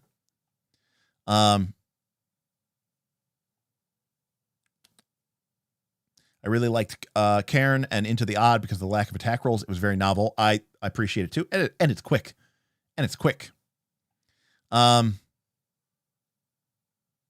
Yes. By the way, I am fine with a roll doesn't always have to be positive, right? Like it doesn't have to necessarily be like, oh, you're going to succeed. It's just a question of how much do you succeed. I'm fine with it being limited. The problem is it needs to, something needs to happen, you know? Now, the downside to that, Lollipop, is in combat, there is already a opportunity cost because your turns are limited, right? In an initiative order, in a combat or whatever, your turns are limited. And like, so when you are like in exploration mode, or you're in free play mode or whatever, and you're just making skill checks and they don't really matter, then the success failure condition, you know, this needs to be interesting because otherwise it's like, I picked the lock. Well, you fail, nothing happens. I picked the lock, you fail, and nothing happens. That's really boring and problematic. Now, when you go to combat, it's even more boring and problematic because, you know, you have to wait 20 or 15 minutes to do that. But in combat, because your turns are limited and you only get so many turns, the idea of your turn basically being a spectrum of how successful you are from a gradient of a little to a lot becomes more palatable because you're not able to just, if you use this metric in exploration mode, it would be really boring because you would just spam these checks and it wouldn't matter. So in combat, just rolling badly and succeeding, but not like to a great degree, is itself already kind of a penalty because your turns are limited and you did something, you just didn't do a lot of something. And that already is enough of a punishment that, you know, asking somebody to do nothing is, or worse, you know, especially in combat. I know that people have a problem with this with Powered by the Apocalypse games. It's my turn in combat, which doesn't mean anything in Powered by the Apocalypse games because there are no turns. But like, it's my turn in combat. I attack the enemy. I rolled badly, and so something bad happens to us, right? I am punished for taking my turn. So that's why I think you have to be very careful in combat specifically, or in any situation where the player's actions are being limited. Because if you include this kind of on a failure, the GM gets to do something, right? Like the classic Powered by the Apocalypse model. I think that works fantastically when we're in this sort of free play exploration mode. But when you're in a combat scenario, that is where I think it becomes problematic. And I have seen this be, even me as the GM, I have seen this been problematic in games like Dungeon World because it can feel very disheartening. And so again, this is a place where I think Avatar Legends kind of solved the problem a little bit. Maybe you don't like the way it solved it, but I do think it solved the problem a little bit. Let's see here. Yeah, I mean, I am all for eliminating all these unnecessary roles in games. I mean, if you look at a standard, like it is very like common at high level. It's like, okay, if I'm playing Pathfinder 2, okay, first I have to roll a d20 for concealment. Maybe I'm dazzled, or maybe there's someone's invisible. Then I have to actually make my d20 roll for the attack roll. Then it possibly gets re-rolled because I have hero points. Then the attack lands and the person, let's say they got critically hit. Now my opponent has to make a save versus fortitude to avoid being knocked prone by my hammer. They also have to make a save versus, maybe reflex to avoid being like caught on fire or something. I can't remember which one is like a reflex. To be blinded, maybe by the brilliant weapon. Maybe it's will save. And then they have to make a save versus fortitude from the slow effect of my ice rune or my frost rune.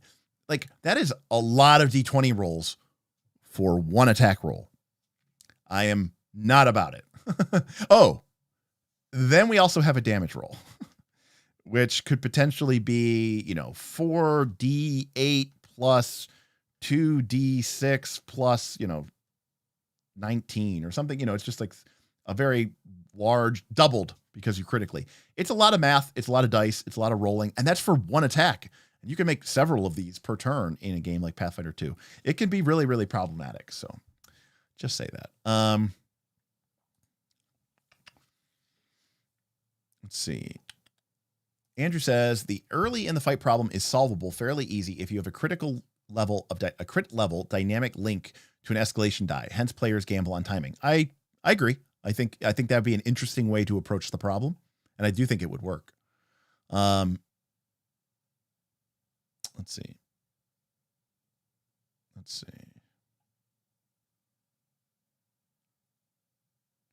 So Viking wants to know, why do players having cool abilities mean having negotiations is out of the genre? Having negotiations isn't out of the genre, Viking. It's a question of time spent at the table. A combat might only represent a handful of minutes, hell, a handful of seconds. But we might take 30 minutes, 45 minutes, an hour to play that out. So we're spending a lot of table time for something that is happening in our game. Negotiations could absolutely happen, but it's a question of, are you willing to spend 30 minutes or 45 minutes or an hour resolving this part of the scene? Or do you want it to play out more in, 3 to 5 minutes, 10 minutes, right?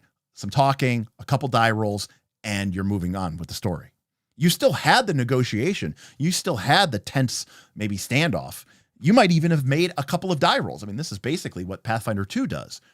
You meet somebody, you're feeling them out. There's some role playing, you're talking, you're describing what your character's actions are, whether in character or out character.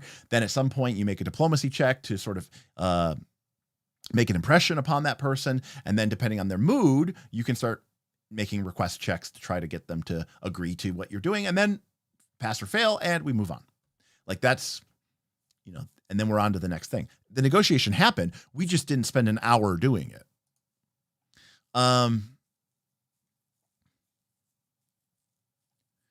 Fran says it should have 936 levels. Players should level up every 15 minutes. Fran, I think you've just broke the format, Fran. That is exactly what all these people want. They're like, no, more levels. I want to have the most discreet. I want to gain 0.2 hit points per level because that way I get more granularity in my characters growing up. Yeah, exactly. Levels equals granularity of progression for Vin, and he likes a certain amount of it. Right. He likes literal granule progression. I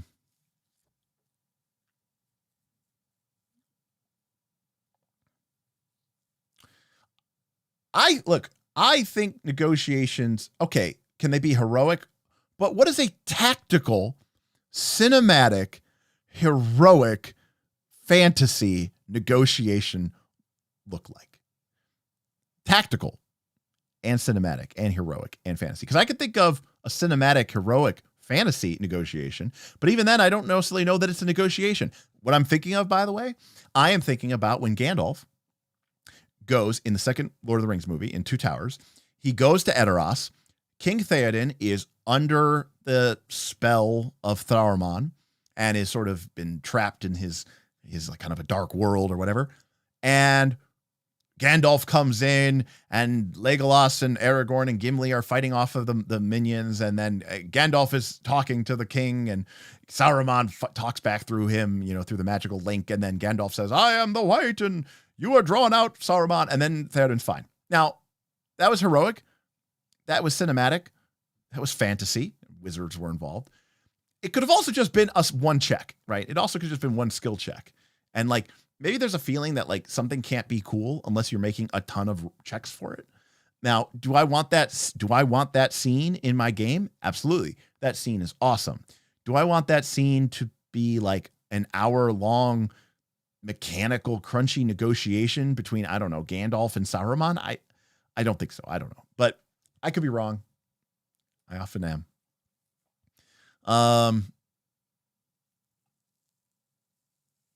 Let's see. And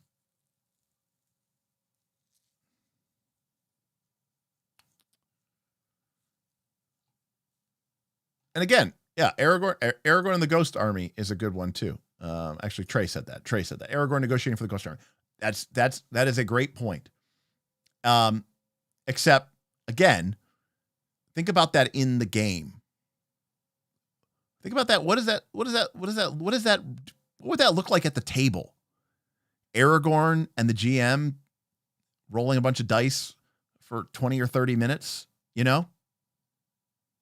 like while, Gimli and Legolas hang out.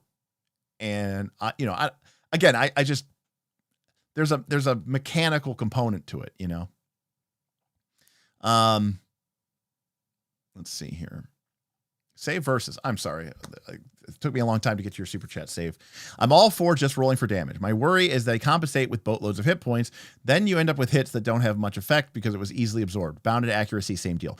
That is true. That was 5th edition's compensation, where they said, we want the fight to last this long, and you're going to be able to hit fairly easily because of the bounded accuracy. So the monsters have to have a ton of hit points. But that is not so much a problem with rolling for damage. It's more of a question of how long do you want these monsters to last? How long do you want these monsters to live? Setting the number is really just a question of how long do you want the monsters to stick around for? If you want the monsters to stick around for 10 rounds, give them a shitload of hit points. If you want the monsters to stick around for, two rounds or 3 rounds, give them much less hit points.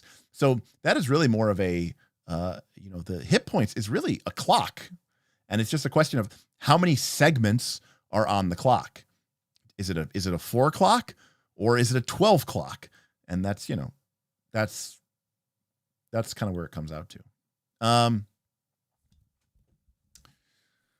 Let's see here. Well, okay, and now we're getting off on the topic about skill checks and stuff like that. But the other thing to consider, and again, we don't know what the game will be, so I will be happy to be proven wrong. The issue, and this is like kind of my issue with like skill challenges in 4E and these negotiations in MCDM is fine. You are turning the Paths of the Dead, talking to the King of the Dead, into a negotiation. You're taking Theoden's or whatever, Gandalf breaking Theoden, and you're making it into a negotiation. You're making it into a skill challenge. If the mechanics of this is we just roll a bunch of skill checks, okay, I have a problem with that. Because what makes combat interesting is not that it's combat. What makes combat interesting is that there are a lot of different choices to make, and you have a lot of mechanics on your character, on your sheet. There are ways that you can, influence and change your odds, and you can go here, you can go there, you can put yourself in a different position, you can use your tokens in the case of MCDM to do different things, you could use your higher level spells. A lot of times, as sort of written, there's not that much of a game other than make a skill check. And I think that is boring. I just think, like, I'm fine with people making skill checks. They are boring, though. They are very boring. Add up your modifier, roll versus the DC. Did you succeed? Yes. Did you fail? No. But then it should be 1 or done, maybe 2 or done. But like once you start turning it into this multi-round thing, and all you're basically, I mean, it's the equivalent of a fight where, people say, oh, I would never play basic D&D because your round is just, all right, I make an attack and I hit or I miss. Now, if you have a system where there are all sorts of interesting compounded abilities, like, for example, when you have the Legend of the Five Rings game, and it has the skirmish conflict type, which is initiative order, everybody gets a turn, and you're, fighting with swords and martial arts. And then there is the intrigue system. But guess what? There is a system of techniques in the game called katas, which are basically, martial strikes that you use in skirmishes. But there's also, they're like feats. Is a system of social techniques called sujis.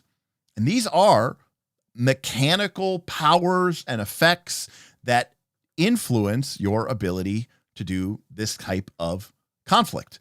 And so while it is not perfect by any stretch of the imagination, it is not just you make a bunch of skill checks, I make a bunch of skill checks, or maybe I don't do anything. We just keep rolling until somebody rolls well enough that, you need to get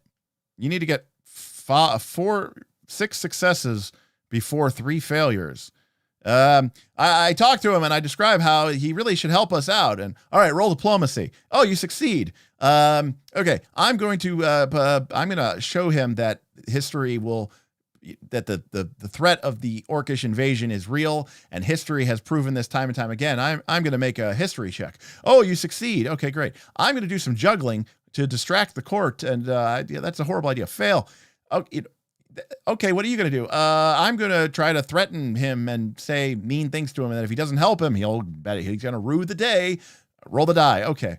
And it's fine, but it's not particularly compelling gameplay. That's all I'm saying.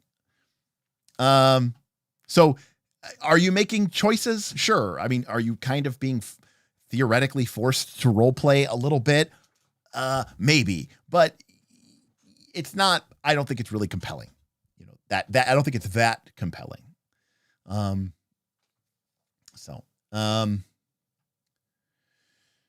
Let's see here. I'm going to have to skip down here. There's quite a bit of stuff here. Sorry.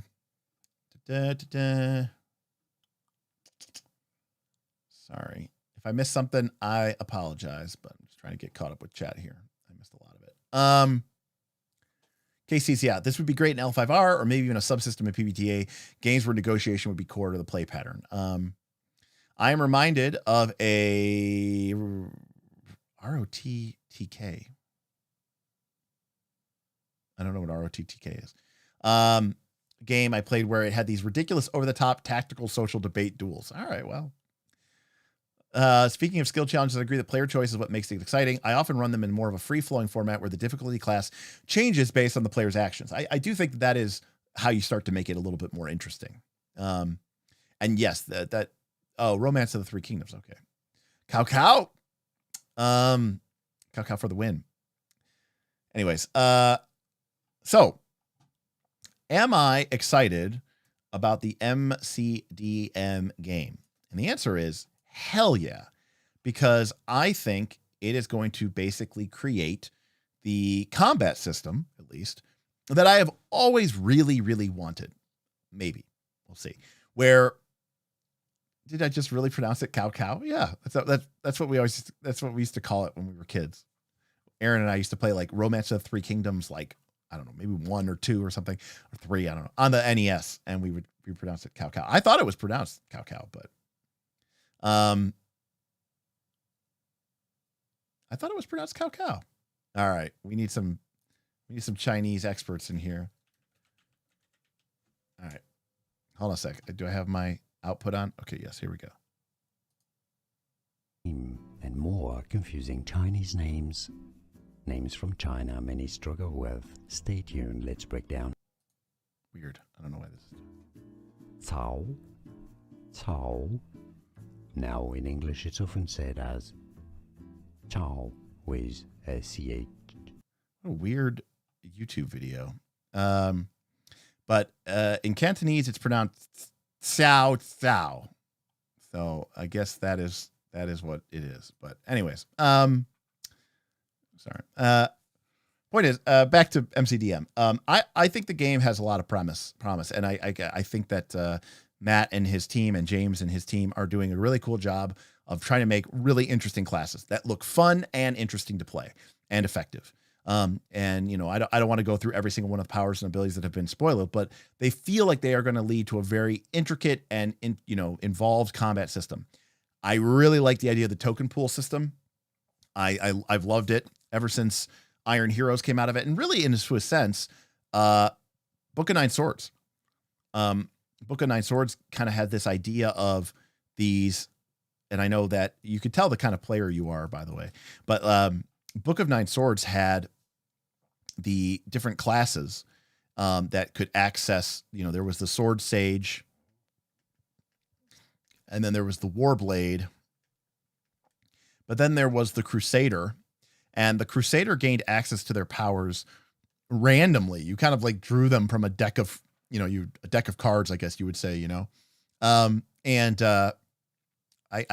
always thought this was a really interesting way of handling the resources, because you're never quite sure on what you were going to have in terms of a power, and then, your munchkiny power gamers like the Warblade, because they could just use their best powers over and over and over again until the monster was dead, right? They'd use their best power, then their second best power, then their third best power, then they'd recharge them all and just rinse, repeat, and do it over and over again. So Warblade was very, people who are very munchkiny and min-maxy really like the Warblade because it gave them a lot of control. I like not having control. That's what's fun about the game. Was Book of Nine Swords more like encounter powers? Yes, Kendall. They were like encounter powers. The way Book of Nine Swords worked is you had a number of special powers, these techniques, these martial powers or techniques. The Sword Sage had a fairly large number of them. Like the Sword Sage actually had the most powers, almost like kind of like a wizard.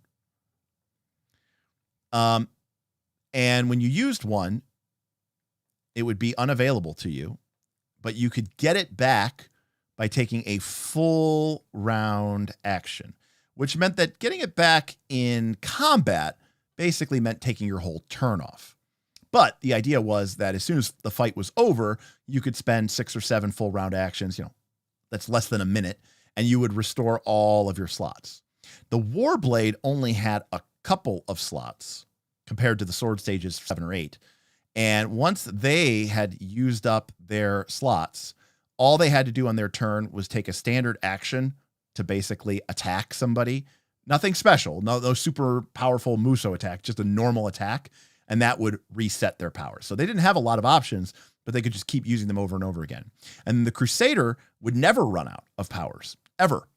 They do not like the Sword Sage, not like the Warblade, but the Crusader, each round, you would just have a random grab bag of 3 different powers, and you would choose which one you wanted to use that turn, and then they would get shuffled back, and then the next turn you would get 3 new ones. So you were never really sure which powers you were going to have available for you, so it was kind of random.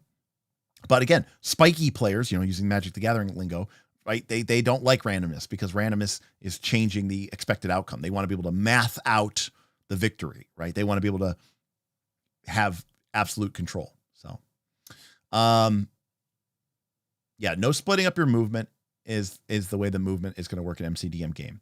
The other thing that's interesting about the MCDM game, we'll see. Again, I've talked about this a little bit when I've talked about 4E streams. There are a lot of 4E powers that push people or pull or slide. And the fact of the matter is, most of the time, this doesn't seem to matter. Except when you're playing 4th edition, it can feel like, why does it matter if I push somebody? The fact of the matter is 4th edition becomes a lot better of a game when you actually play on interesting combat fields where there is interesting terrain that might be damaging or disrupting or problematic, where you have fantastical terrain that might give you some sort of bonus or some sort of advantage, or where there are traps or hazards on the battlefield.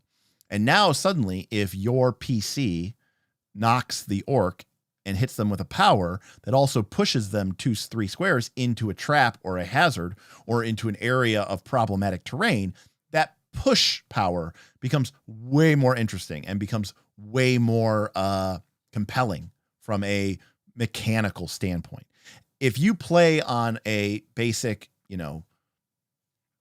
Paizo style combat encounter where there's there's a desk here and there's a pillar here and that's it. That's what's in the combat room. Then pushing people is going to be really, really boring, right? The classic example when people say, "Oh, push is sweet," it's like, well, what if there's a cliff? What if there's a cliff and you push them off the cliff? Okay, unless you're fighting around fucking cliffs all the time, I don't know what to tell you.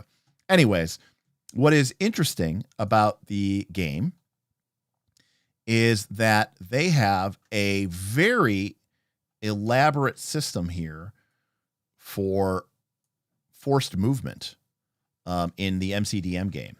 And they are basically saying, like, this is a kind of a big part of our game, because not only are you going to be able to force movement away, if you force movement somebody into another creature, they end up both taking damage. And you can also slam them into objects.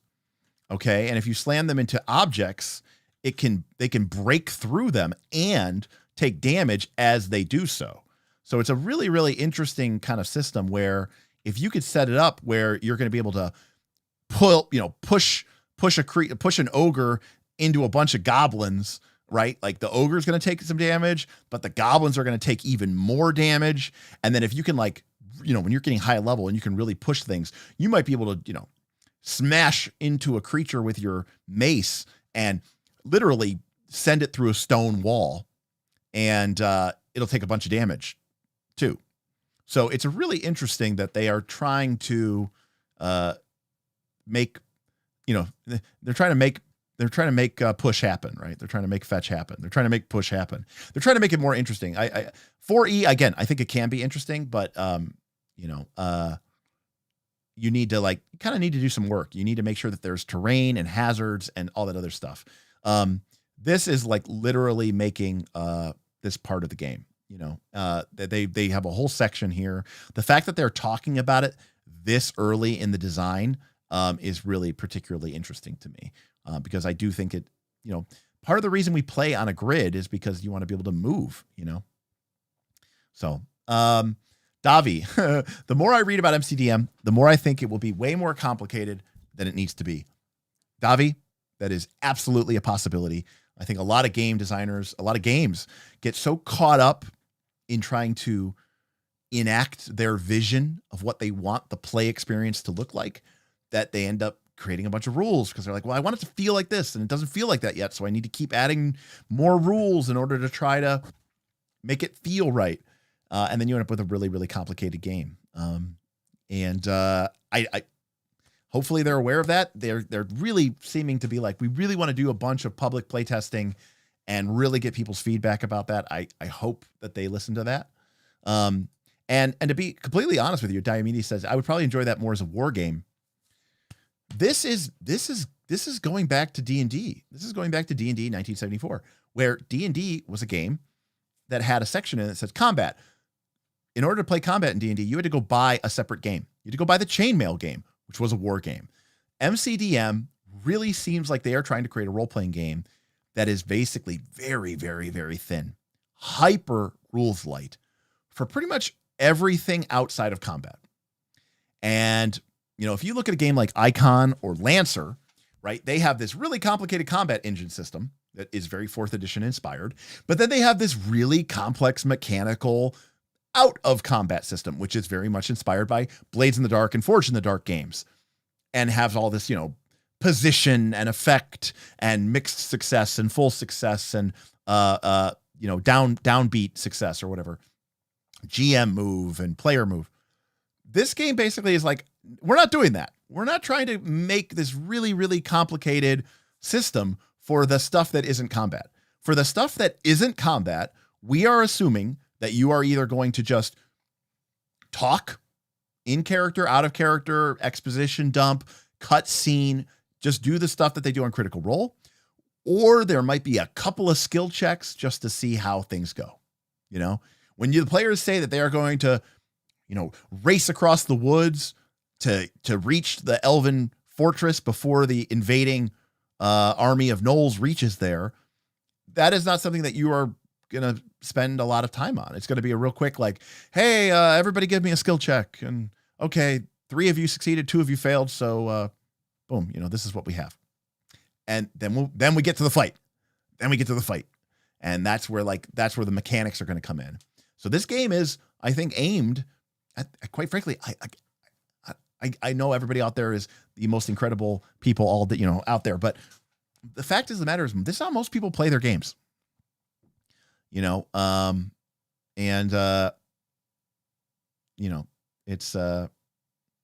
they play their game basically as fluffy bullshit time where anything goes and we just make up stuff and the rules don't really seem to matter and we occasionally make skill checks, and then it's combat, and then it's like creativity is dead.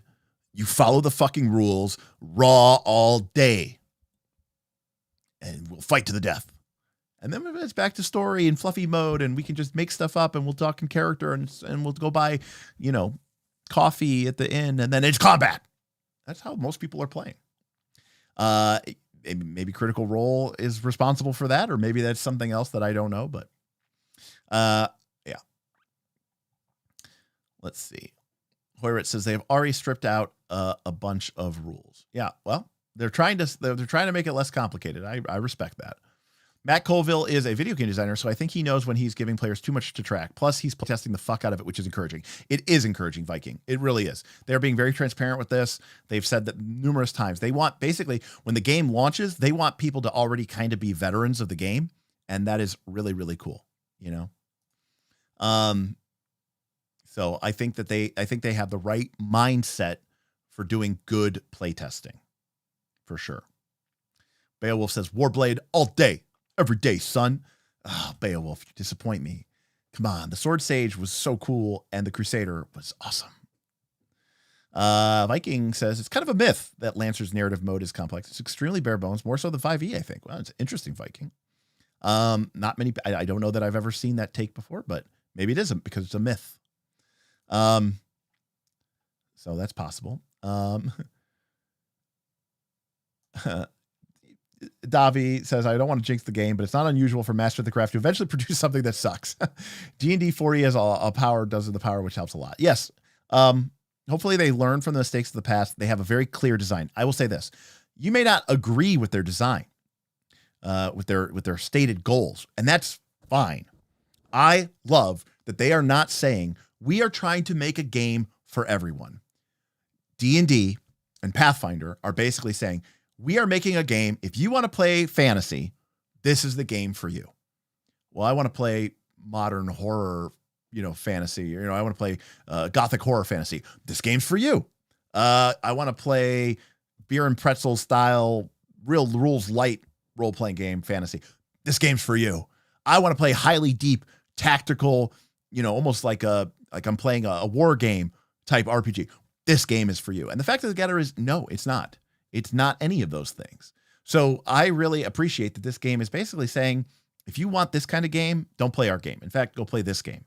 If you want to play this kind of game, don't play our game. Go play a different game. If you want to play this type of game, then we hope that we are the game for you. And I think whenever you have that kind of clarity of vision, even if you don't like the final product, you have to at least respect it. And I think I think that's where I'm going to end up, regardless of what the final design is. So, there are people who will not play this game because you don't have to track encumbrance, and that is so funny to me. Absolutely. And to be clear, I love hex crawls and I love encumbrance systems. Torchbearer has this awesome encumbrance track slot system. If you haven't seen that, go check out our Torchbearer stream I did a couple weeks ago. I love it because that's what's interesting about that game, and that is the challenge of that game. But like worrying about my cool tactical cinematic combat and also worrying about how much space is left in my backpack, to me, those you're starting to try to juggle too many balls, you know, and something's got to give. Let's see here. That's good.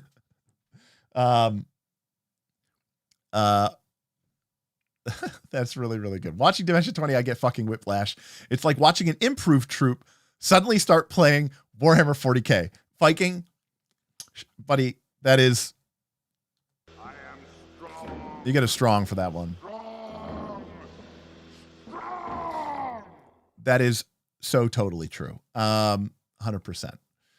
Yes, Torchbearer mentioned. We love Torchbearer. Actually, it's kind of a random statement, but like in our Nice Last Call Patreon Discord, we have a whole section where a bunch of people are playing RPGs play by post, right? So it's a forum. They're playing play by post because they don't have time to play a 4-hour game, once or twice a week. It's just not in the cards. Maybe they only have time at work and you can't really be online in a Zoom call or a Discord channel. And so they play by post, and it's slow paced, of course, but it's an interesting way, and it's become very popular in our systems. Hey, Karomak with the $20 super chat. Thank you, buddy. Nothing against the Sword Sage, but White Raven, okay, was only available to war. I said Crusader was amazing. White Raven was really, really, really cool. I mean, White Raven was basically the Warlord Alpha, basically. In fact, the Warlord in 4E at least had one power, but they might have had two powers that were called like White Raven Strike or something, or White Raven Tactics. So it was very much like the proto Warlord.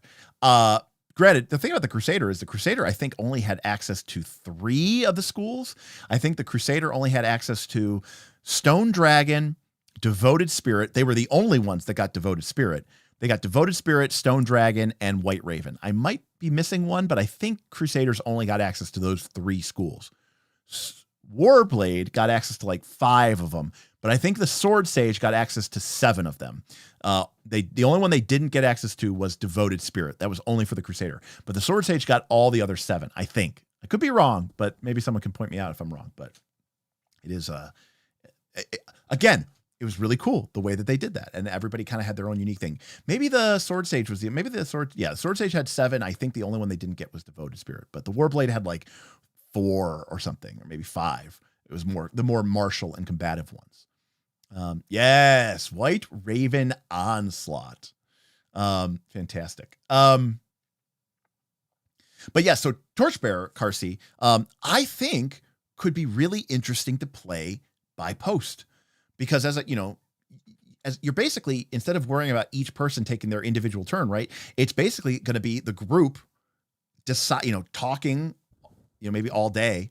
And then at the end of the day, they have to decide, okay, what action are you taking for this turn?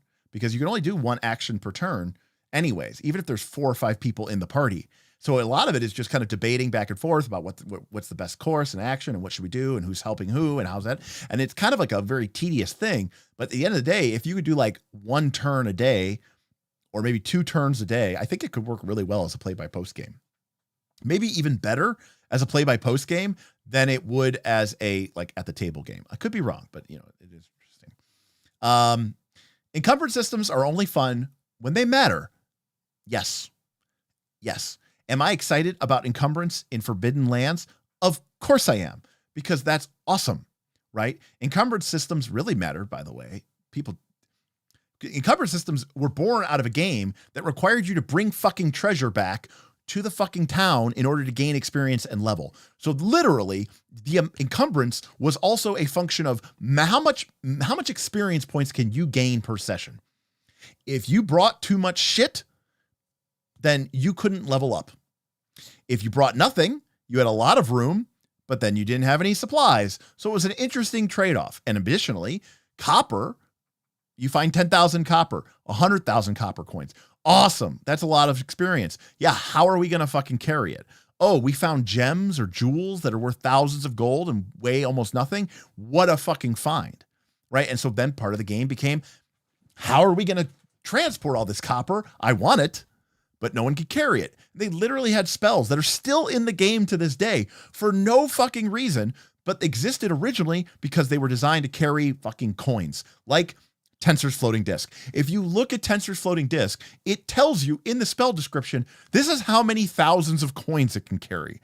Like it was literally designed to be a coin treasure XP haul out device. And you might say, why would anyone take that as their one? You're a level 1 wizard. You get one spell. Why would anyone ever take that? Because by taking that spell, you are allowing your party to basically level far faster than they could ever level without it. Because you were like, it was almost like drinking a potion of bonus XP, because your group could take out, oh, hey, remember that statue that we found made of jade that is worth thousands of gold, but nobody can fucking carry? Oh, I'll put it on my floating disk and we can get it back to town and get the money for it and get the experience point for it. Wow. Awesome. Wizard. I'm glad that was the one spell that you got to cast today, but it fucking made us all level. Anyways, I digress. My point is, that's awesome. If that is the game that you're playing. If you're not playing that exact game, I don't want to track encumbrance. So anyways, I was going off on a rant there. Viking says they really need to play Torchbearer. And Diomedes says that they could not agree more. Davi says, since we are talking about powers, I'd like to share something. I DM'd 4E for a bunch of people who never played TTRPG before, and power cards made the game very intuitive for them. So we had played TTRPGs before often, and these are from our 4E campaigns from many years ago, but we use power cards all the time, either printed out or handwritten. People used to keep them in binders and stacks, like they were like a deck, or they'd lay them out in front of them in sort of a tableau. And, if they used the daily power, they would, put it into like a deck box so that they knew it was, they would only restore those when they took a long rest. If it was an encounter power, they would tap it, or they would turn it face down until the end of the encounter. And it made the experience a lot faster and a lot better. And I think that even Pathfinder 2, people don't do that. They don't use advice cards. But if you look at even an 8th level Pathfinder 2 character, or 10th level Pathfinder 2 character, they might have 10 different abilities on there, 10 different feats, and it's all supposed to get jammed into a little section. It's unplayable. You don't know what your things do.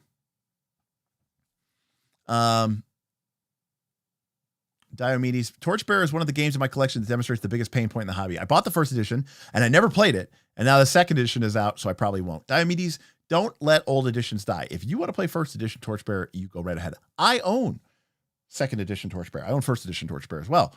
My second edition Torchbearer is still in the box it came in because I haven't opened it up yet. I don't need to.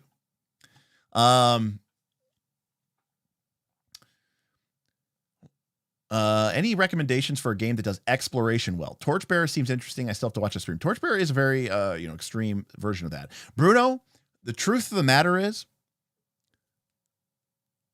old BX D&D. BX D&D does exploration really well. You're rewarded for finding stuff. You're not rewarded for fighting stuff. You're rewarded for finding stuff. And that means that exploration matters. Because if you can find the treasure without having to fight anything for it, you get all the benefits and none of the risks. In addition, BX D&D, also known as Labyrinth Lord, also known as Old School Essentials, also known as 10 or 15 other retro clones, which have basically copied BX D&D, has a system of 10-minute turns and random encounters. So the longer you spend in the dungeon, the more likely you are going to fight monsters, which are only going to drain your resources, potentially killing you. So it's a press your luck mechanic. So in my personal experience, BX D&D does it kind of the best. That being said, Torchbearer, which is its own very unique system, because it includes a bunch of narrative elements as well. You have to play up your traits, and in order to play the game, right? So there's that kind of like personality mechanics part of Torchbearer, which some people may not want. Forbidden Lands, I think, does exploration really well at a wilderness level, right? At a like overland travel well. Forbidden Lands, I think, I haven't gotten it to the table yet, so take that with a grain of salt. But I do think that those are two games that really stand out to me. But honestly, when you talk about the classic D&D exploration dungeon crawling game, it's hard to go wrong with BX D&D. It is so good. It's just made for that. The very procedures of the game are made for it. It's quite a sight to see. And everything is going to kill you, so that makes it scary. Part of things being exploring, part of it, the reason why exploration is fun is because it's scary. You know, you want to feel like you're in a dangerous place because that's why you're exploring it. Because if it was easy, if it was safe, then everybody would be here. So, anyways, let's see here. Let's see here. Let's catch it up here.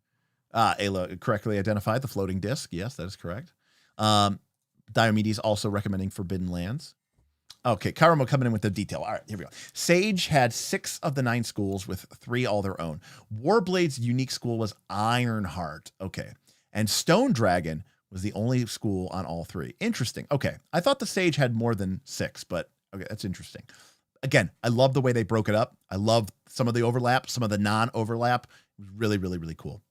Was Ironheart the one that had the ultimate attack that just did like 100 damage or something, or 200 damage plus? It wasn't 100 damage. It was like plus 100 damage or something, or plus 150 damage or something. It was awesome. Old D&D floating disc is the most video gamey thing ever. Yeah. KC, haha, my players asked me what the fuck floating disc was for and why anyone would ever take it, a single tier. And rightfully so, KC. Rightfully so, because you go, why would I ever need this?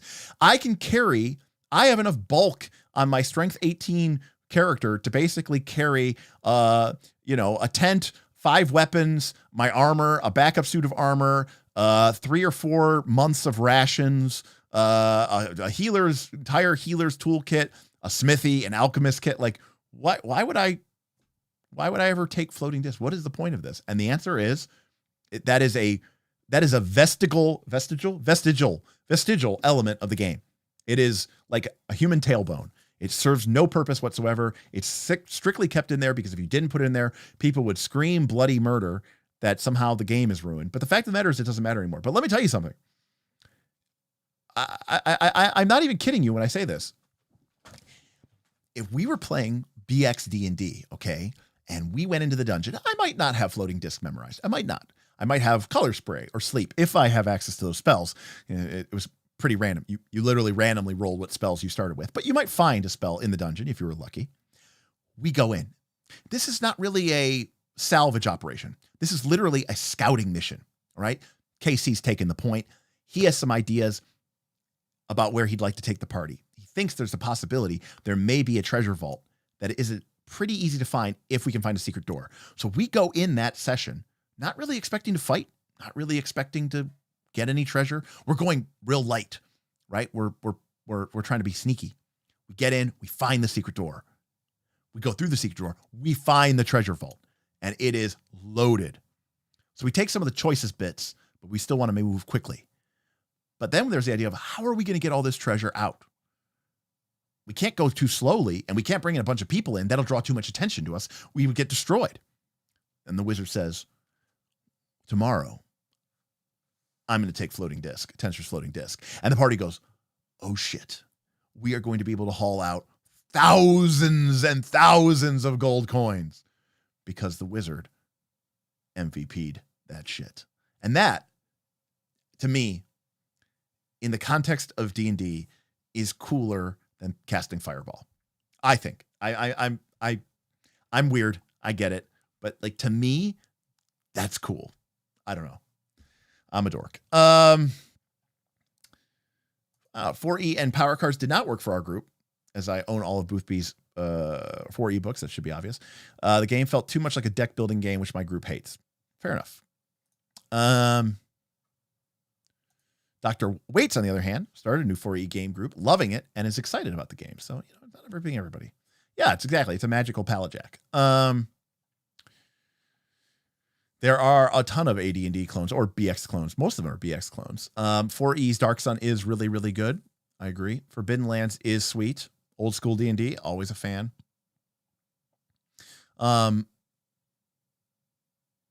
Yeah, Forbidden Lands does not have the D&D style magic. That is actually very true.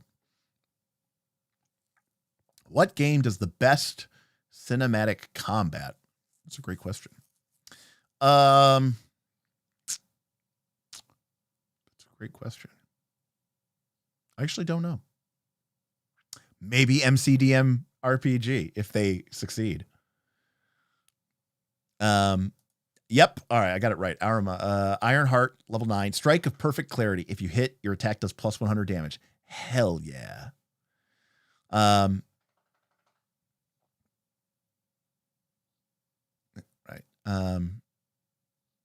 But yeah.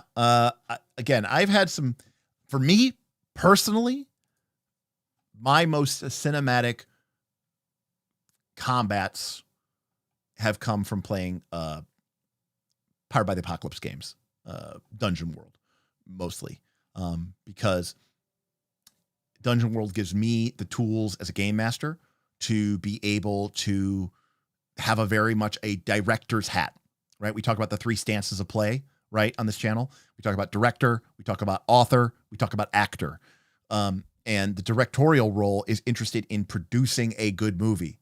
And to do that, you either have to really fudge, which I don't do and I don't recommend, or you have to play a game like PBTA where the elements and the ability for the game master to influence the game in certain moments of dice rolls to create and interject cinematic moments allows me to be that director. And, think about the term director implies cinematic.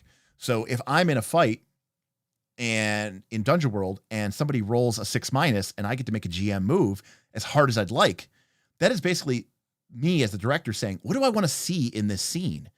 Does this scene need that escalation? Does it need the attention to be increased? Do I want to introduce a new plot element at this time? Well, then I'm going to make that hard move or whatever. I'm going to make that move to make that thing happen. I might, kick Bob's character off the cliff, because I want to create a really dramatic moment. But if the moment is already very dramatic, I don't want to, confuse the audience. I don't want to create too much stress and too much confusion. There's already a really important moment happening on the other side of the battlefield with my buddy George or my buddy Smith. I don't want to steal the spotlight from them too much. So I'm not really going to do much with Bob right now. I am going to maybe spin the 6- into a very soft move, or even tie it into this other dramatic moment that the table is already sort of engaged for. And so that to me is cinematic because I'm literally able to direct, like the way that a director directs the scene that we're in. And I get to do it live as the scene is unfolding, but it's not pre-scripted, which is what makes it really fucking challenging, but fun, because I don't know what the dice rolls are going to be, and I don't know what the situation is going to look like until they happen. And that's, that's pretty interesting to me. Diomedes likes that recommendation. Hey, there's role-playing Debbie. How's it going? I'm just wondering, I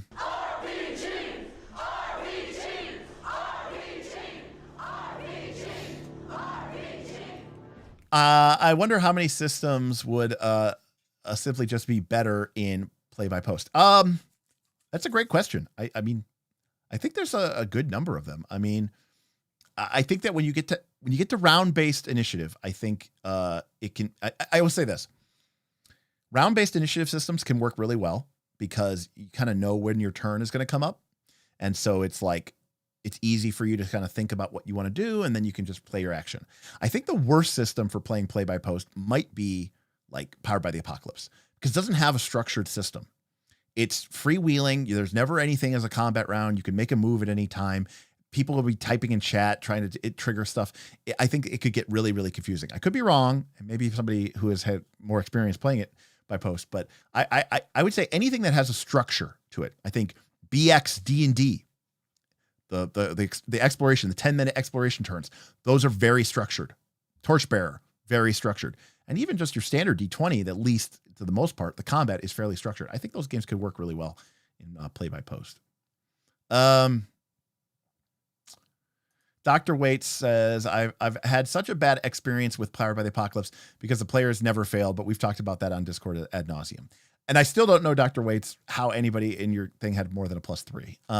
But I mean, it is absolutely the case, though. And I will say this, and I've said this before. If you play Powered by the Apocalypse long enough, and characters, and this is true for Forge in the Dark games as well, eventually characters will end up with +2s and +3s. You know, most, to my knowledge, in a Powered by the Apocalypse game, +3 is typically the highest that you can get. That means that you only get a 6- if you roll a 3, or a 1. A 1 and a 2 or a 3. Well, that only happens 3 out of 36 times. So you're talking about 1 in 12 chance of creating a quote unquote GM move. Now, granted, I still think a lot of stuff, interesting stuff, fun stuff can happen on a 7, 8, 9, which you're still going to get a lot of, even if you have a +3 bonus. But I will be the first to admit that if everybody has +3s, the game can start to fall apart. Blaze in the Dark works the same way. Once somebody has 3 dice or 4 dice in an action rating, like you're going to you're going to get a 6 almost every time. Or at the very least, you're going to get a 4, 5. So,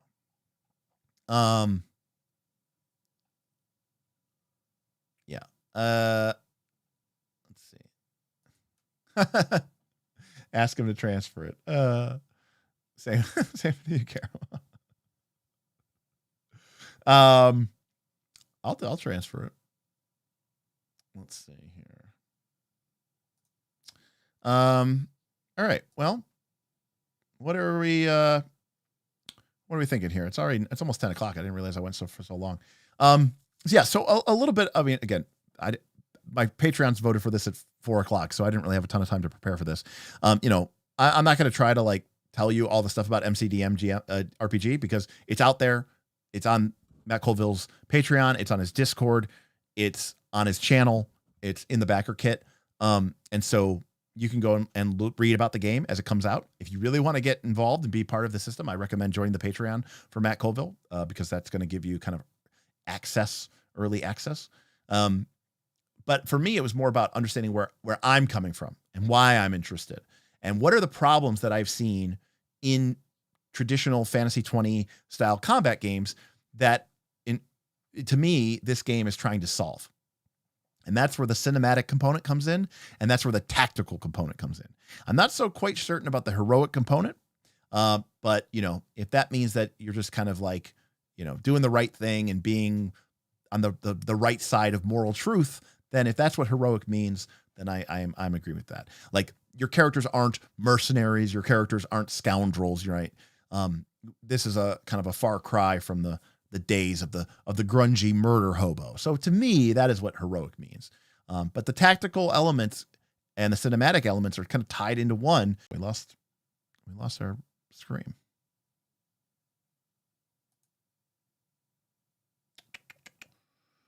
Am I still live?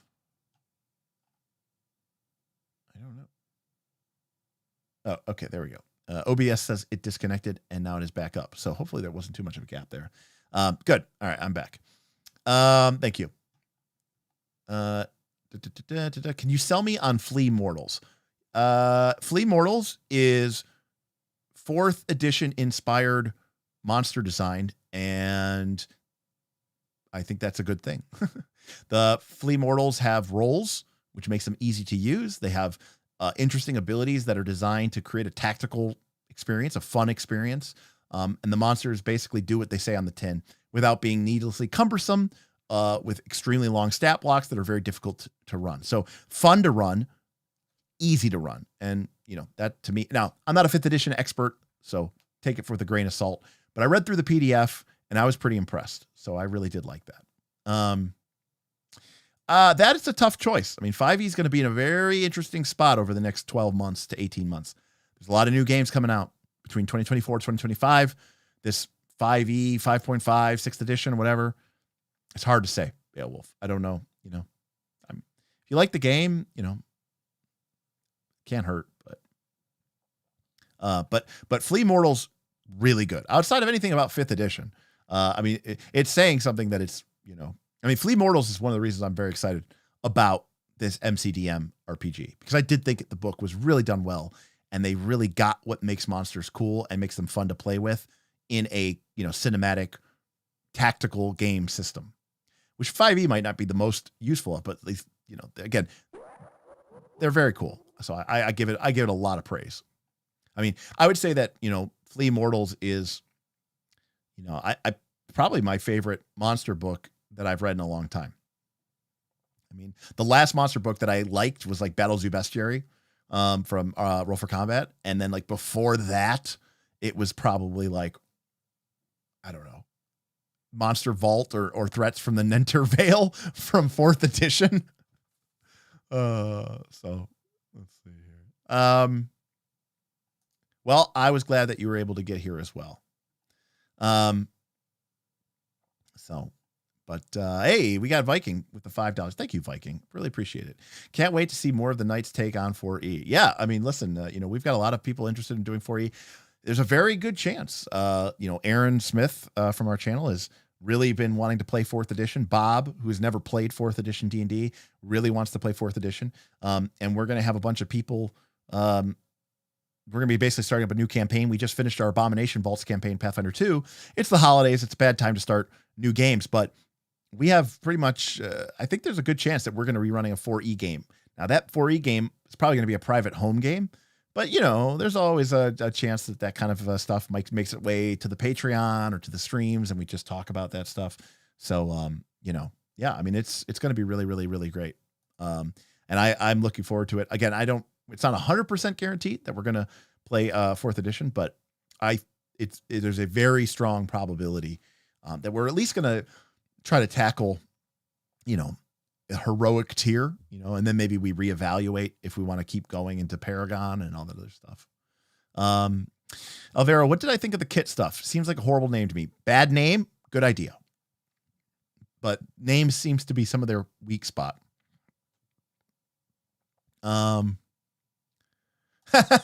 Davi, I completely agree with you. Yes. The fact of the matter is most of the people who hate 4E don't even know what they're talking about.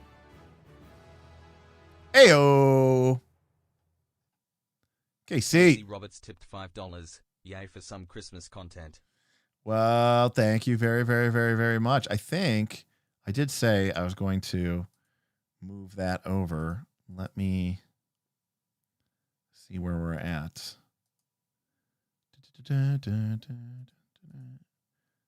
Where is my thing? I got so many windows open. I have this pronunciation of chow. I'll try to get it right there. Minus 40. Well, if I'm correct,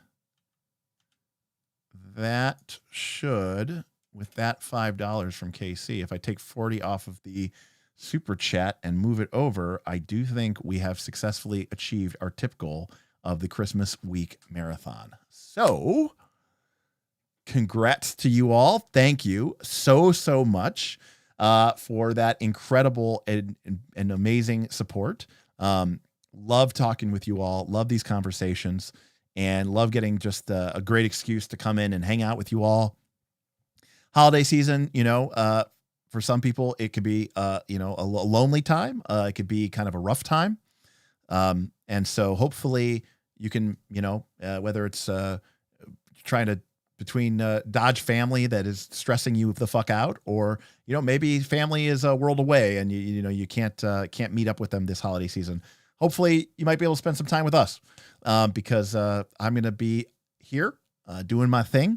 And hopefully we're going to have a great time. We'll do some first looks. Maybe we'll have some guests on. We can shoot the shit. We can do whatever we want to do because, with support from people like you and my incredible and amazing patrons, it allows this channel to do the kind of stuff that we do. Not many people out there could do 3-hour live streams where you talk about, the evolution of tension-based design from 4th edition into 13th age mixed with Iron Heroes and Strike, and then contextualize that to MCDM RPG and the things that they're doing and why that creates certain incentives that I think solve some of the endemic problems that have been in the modern D&D D20 framework for the last 20 years. That's not a topic that's going to get views. I think you know that. I know that. I certainly know that. That's not a topic that's going to get views. If I made a 12-minute video called, MCDM, the 5e killer, and then I talked out of my ass for a few minutes and made really no valid points whatsoever and threw a couple quick flashy splashy graphics on it, that video might get 20 or 30K views, which would make me like $150. I didn't make that video. I made this stream, and that is why I rely on your support so much. So thank you again. You all are very incredible, and you allow me to do some really fun stuff. Scott P tipped $25. Let's go Christmas week marathon. Oh, Scott, thank you for the cherry on top button. Let's get ready to RPG. Thank you very much, Scott. We are going to be rocking hard this upcoming holiday season. Looking forward to it. Last holiday season, we had a big tip goal that during our Leshy Halloween stream, Boothby, one of our most supportive members of our Patreon, came in single-handedly, filled out the tip goal to do our holiday Poppet adventure, which if you want to see a nightmare come to life, go watch last year's Poppet Christmas Carol. But I knew we weren't going to be doing one this year. It was going to be hard to get all the people together to play. So I'm really happy that you guys have come out to support this, because it'll be fun. I want to have some fun around the holidays and do all that stuff. So I think it'll be a lot of fun.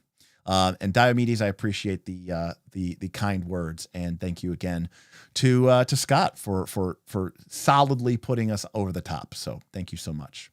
Ben says, I think Kit is a great name. I mean, look, AD&D Second Edition had kits. I thought that term was fine, but the way they're using it, it's just unfortunate that it was a really bad name for subclasses in AD&D. Yeah, there's a little bit of a confusion there, and I don't know that the way that they're using kit is the way that I would use kit.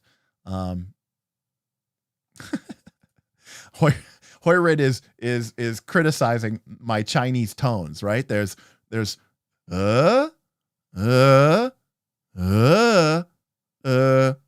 I think those are the 4 tones. Am I right? Tell me if I'm right. There's up, down, swoop, and flat. I think that's right.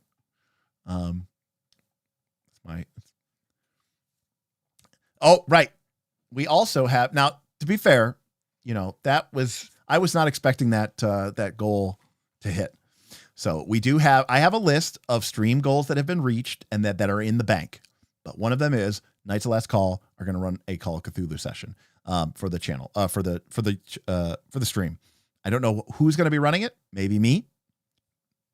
I got to learn how to play Call of Cthulhu, and we got to learn how to make characters. So there's a world where we get somebody else to run it for us. But I also, I'm really respectful of other people's time, and I don't like to ask people to do too much because, this is a profitable thing for us. We do make some money. And so, while someone like Ben would be amazing, I also, understand that, again, people have obligations, especially around this time of the year, right? That Xmas one-shot last year was a riot. Been a year already. Damn, the time flies. It sure does. It has been a very quick year. Incredible. Can you believe it? Just this past month, 12 days ago, this channel celebrated its 3-year anniversary. 3 years ago, right at the end, I think the last day of November is when we published episode 1 of Rise of the Rune Lords. And so, in that time, we have grown to over 10,000 subs. We have 350 plus patrons. Many thousands of hours of video content. There's a lot of channels out there that are only putting out 15-minute videos a couple times a month. We're doing 6 to 10 hours a week sometimes. So, we're putting out in a week what a lot of channels put out, in a year. And there's a lot to watch. So I appreciate everyone who sticks around and hangs out with us, and you guys are just fantastic. But let's see. I feel like the holiday stream with Tim was a few months ago. Pretty sure that was 2 years ago. It was. Yeah, time has flown, but really looking forward to some of the cool stuff that's going to be going on next year. Again, there's been some people, players that have come in, that people that live far away, even Tim, moved to the far side of the city. 45 minutes on a weekday is tough. We love playing in person. Our buddy Kaz, who played Thrawn the Barbarian in our Quest for the Swords of Flames game, he's moving back to Cleveland. So we're gonna have like a lot more players that, because again, I could find players, but that's not, I play with the people that I want to play with, and outside of that, I will say this, and I mean, I'm just preparing you all now. In May, the studio lease expires. And we're trying to decide what we were going to do about it.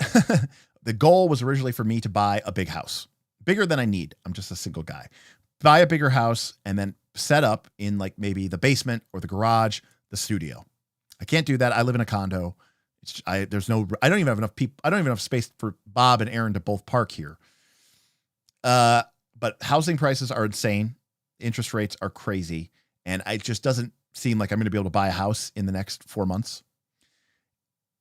And we really don't, if the landlord, we have new owners of our building and we're thinking that they're going to make us raise the rent and sign a 3-year lease. And so, it's kind of tough to take $1,500 a month, which is like a big chunk of what this channel makes. Like it's like a significant chunk of what this channel makes. We pay to rent our studio. And, we're only up there a couple of times a month.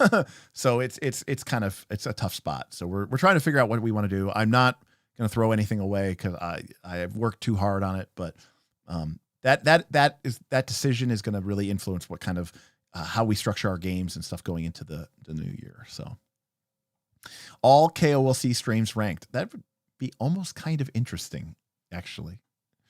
Let's see. I'll ask. Oi, Ben, can you run it?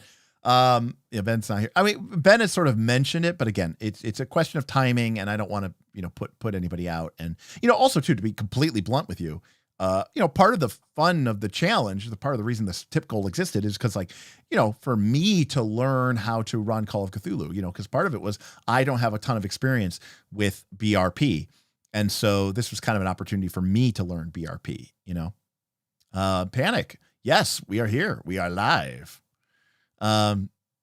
Feels like yesterday I was complaining about, you mentioned that 2023 was around the corner, and now I'm feeling the same way about 2024. Boy, the years keep coming and they don't stop coming, right? 2.5 acres on a nickel would be a nice. And I live in Ohio where shit is real cheap, but even right now, things are just crazy out. George, that is a possibility. That is definitely a possibility. Or we'll get a storage facility nearby. Role-playing Debbie says, because landlords are truly the sign of systematic evil. Pretty much, yes, I do. I mean, in this case, it's commercial real estate. So I give them some leeway because it's commercial space. But yeah, I mean, if someone can afford $1,700 a month rent, but the bank won't give them a $1,500 a month mortgage because they don't think they can pay it, like that is just backwards to me. So, anyways, not going off on that. Yes, agreed. Correct.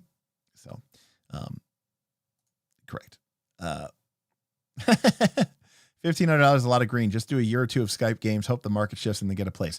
Yeah, I mean, again, we'll figure something out, Beowulf. But I mean, the fact of the matter is, it's been really nice. For those of you who've been with us a long time, the Patreon has grown. We have just a ton of supporters who, and we even have some premium supporters who are giving us $100 a month. Can you believe it? It's crazy. And between that and the tips, for a long time, this channel ran in the red. Okay. I was spending a ton of money to buy all the lights and the sets and building everything. And so we were in the red pretty much perpetually, but this year we were able to turn it around. I'm actually have to pay taxes this year. I actually have to figure out how much money the channel made. But it also means that I've been able to, cut checks to Aaron and Smith, Aaron and Bob, every month. And that's awesome. Anybody who knows Bob knows that he's got a veritable 3D printing factory set up now in his house. And he's been able to buy all that stuff with the profits that he's made from Night's Last Call. So I love being able to do that. I hate the idea that I'm taking your money, right, which could be Bob and Smith and, quite frankly, my money, and giving it to some landlord, who just raised the rent. So like, that's just kind of the tough part, build a big shed. Well, I need a place to build the shed. I don't own any land because I live in a condo. That's the problem. Because quite frankly, Ayla brings up an interesting, the house I need needs to be really big because I want to have a YouTube fucking studio, but I also want to have a big wood workshop. So, that's like, it's a lot of problems, it's good problems to have, but it's a lot of problems. Yeah, I just pay Aaron, I pay Smith, Bob gets nothing. Yes. That is probably true, Viking. Yes. No, I'm not gonna do anything drastic. Yes. Right now in my condo. Okay. I have one bedroom is just this YouTube home studio streaming thing, right? Because it might look like, oh, he's got his nice book collection behind him, and this is where I store it. But the desk that I'm sitting at is in the middle of the room. Okay, it's not against the wall. It's in the middle of the room. I have about 4 feet past me, maybe 4 feet to the wall, because I have to have my camera here with the teleprompter. I have a big light right over here. Literally, I mean, it's massive. And so this room is just for this streaming. Then my dining room has a power rack in it. Okay. It has my Rep Fitness power rack with cable attachment system. So I don't even have a dining room. Okay. Let me tell you something. I am a RPG, just fanatic. I do not have a table in my house, and I'm a woodworker. I do not have a table in my house. Okay. I had to get rid of my table so I could fit my home gym. Anyways, point is I need more space, but I can't afford it. So we'll figure stuff out. All right, everybody, that's going to do it for me. I will see you Thursday. We're going to get a poll up with the patrons, and we're going to see what they want to do, for the first look. Coral, if you're in there and you want to maybe really put some pressure on the vote, you let me know, because you threw that out, big thing out there. Will there be a monthly QA Monday? I don't know, Lance. I mean, it's pretty late in the month, and I'm gonna be going live for a week straight, so I don't even know if there's really a reason for it. So I don't know. So anyways, we'll figure that out.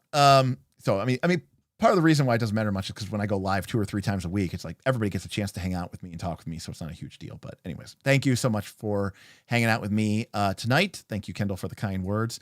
Thank you again to Role Playing Debbie, Scott, KC Roberts, Viking, Karama, Save Versus, Fran, Self-Confessed Cynic, Coral, Ben, and CCav, because you guys all came out tonight and supported us.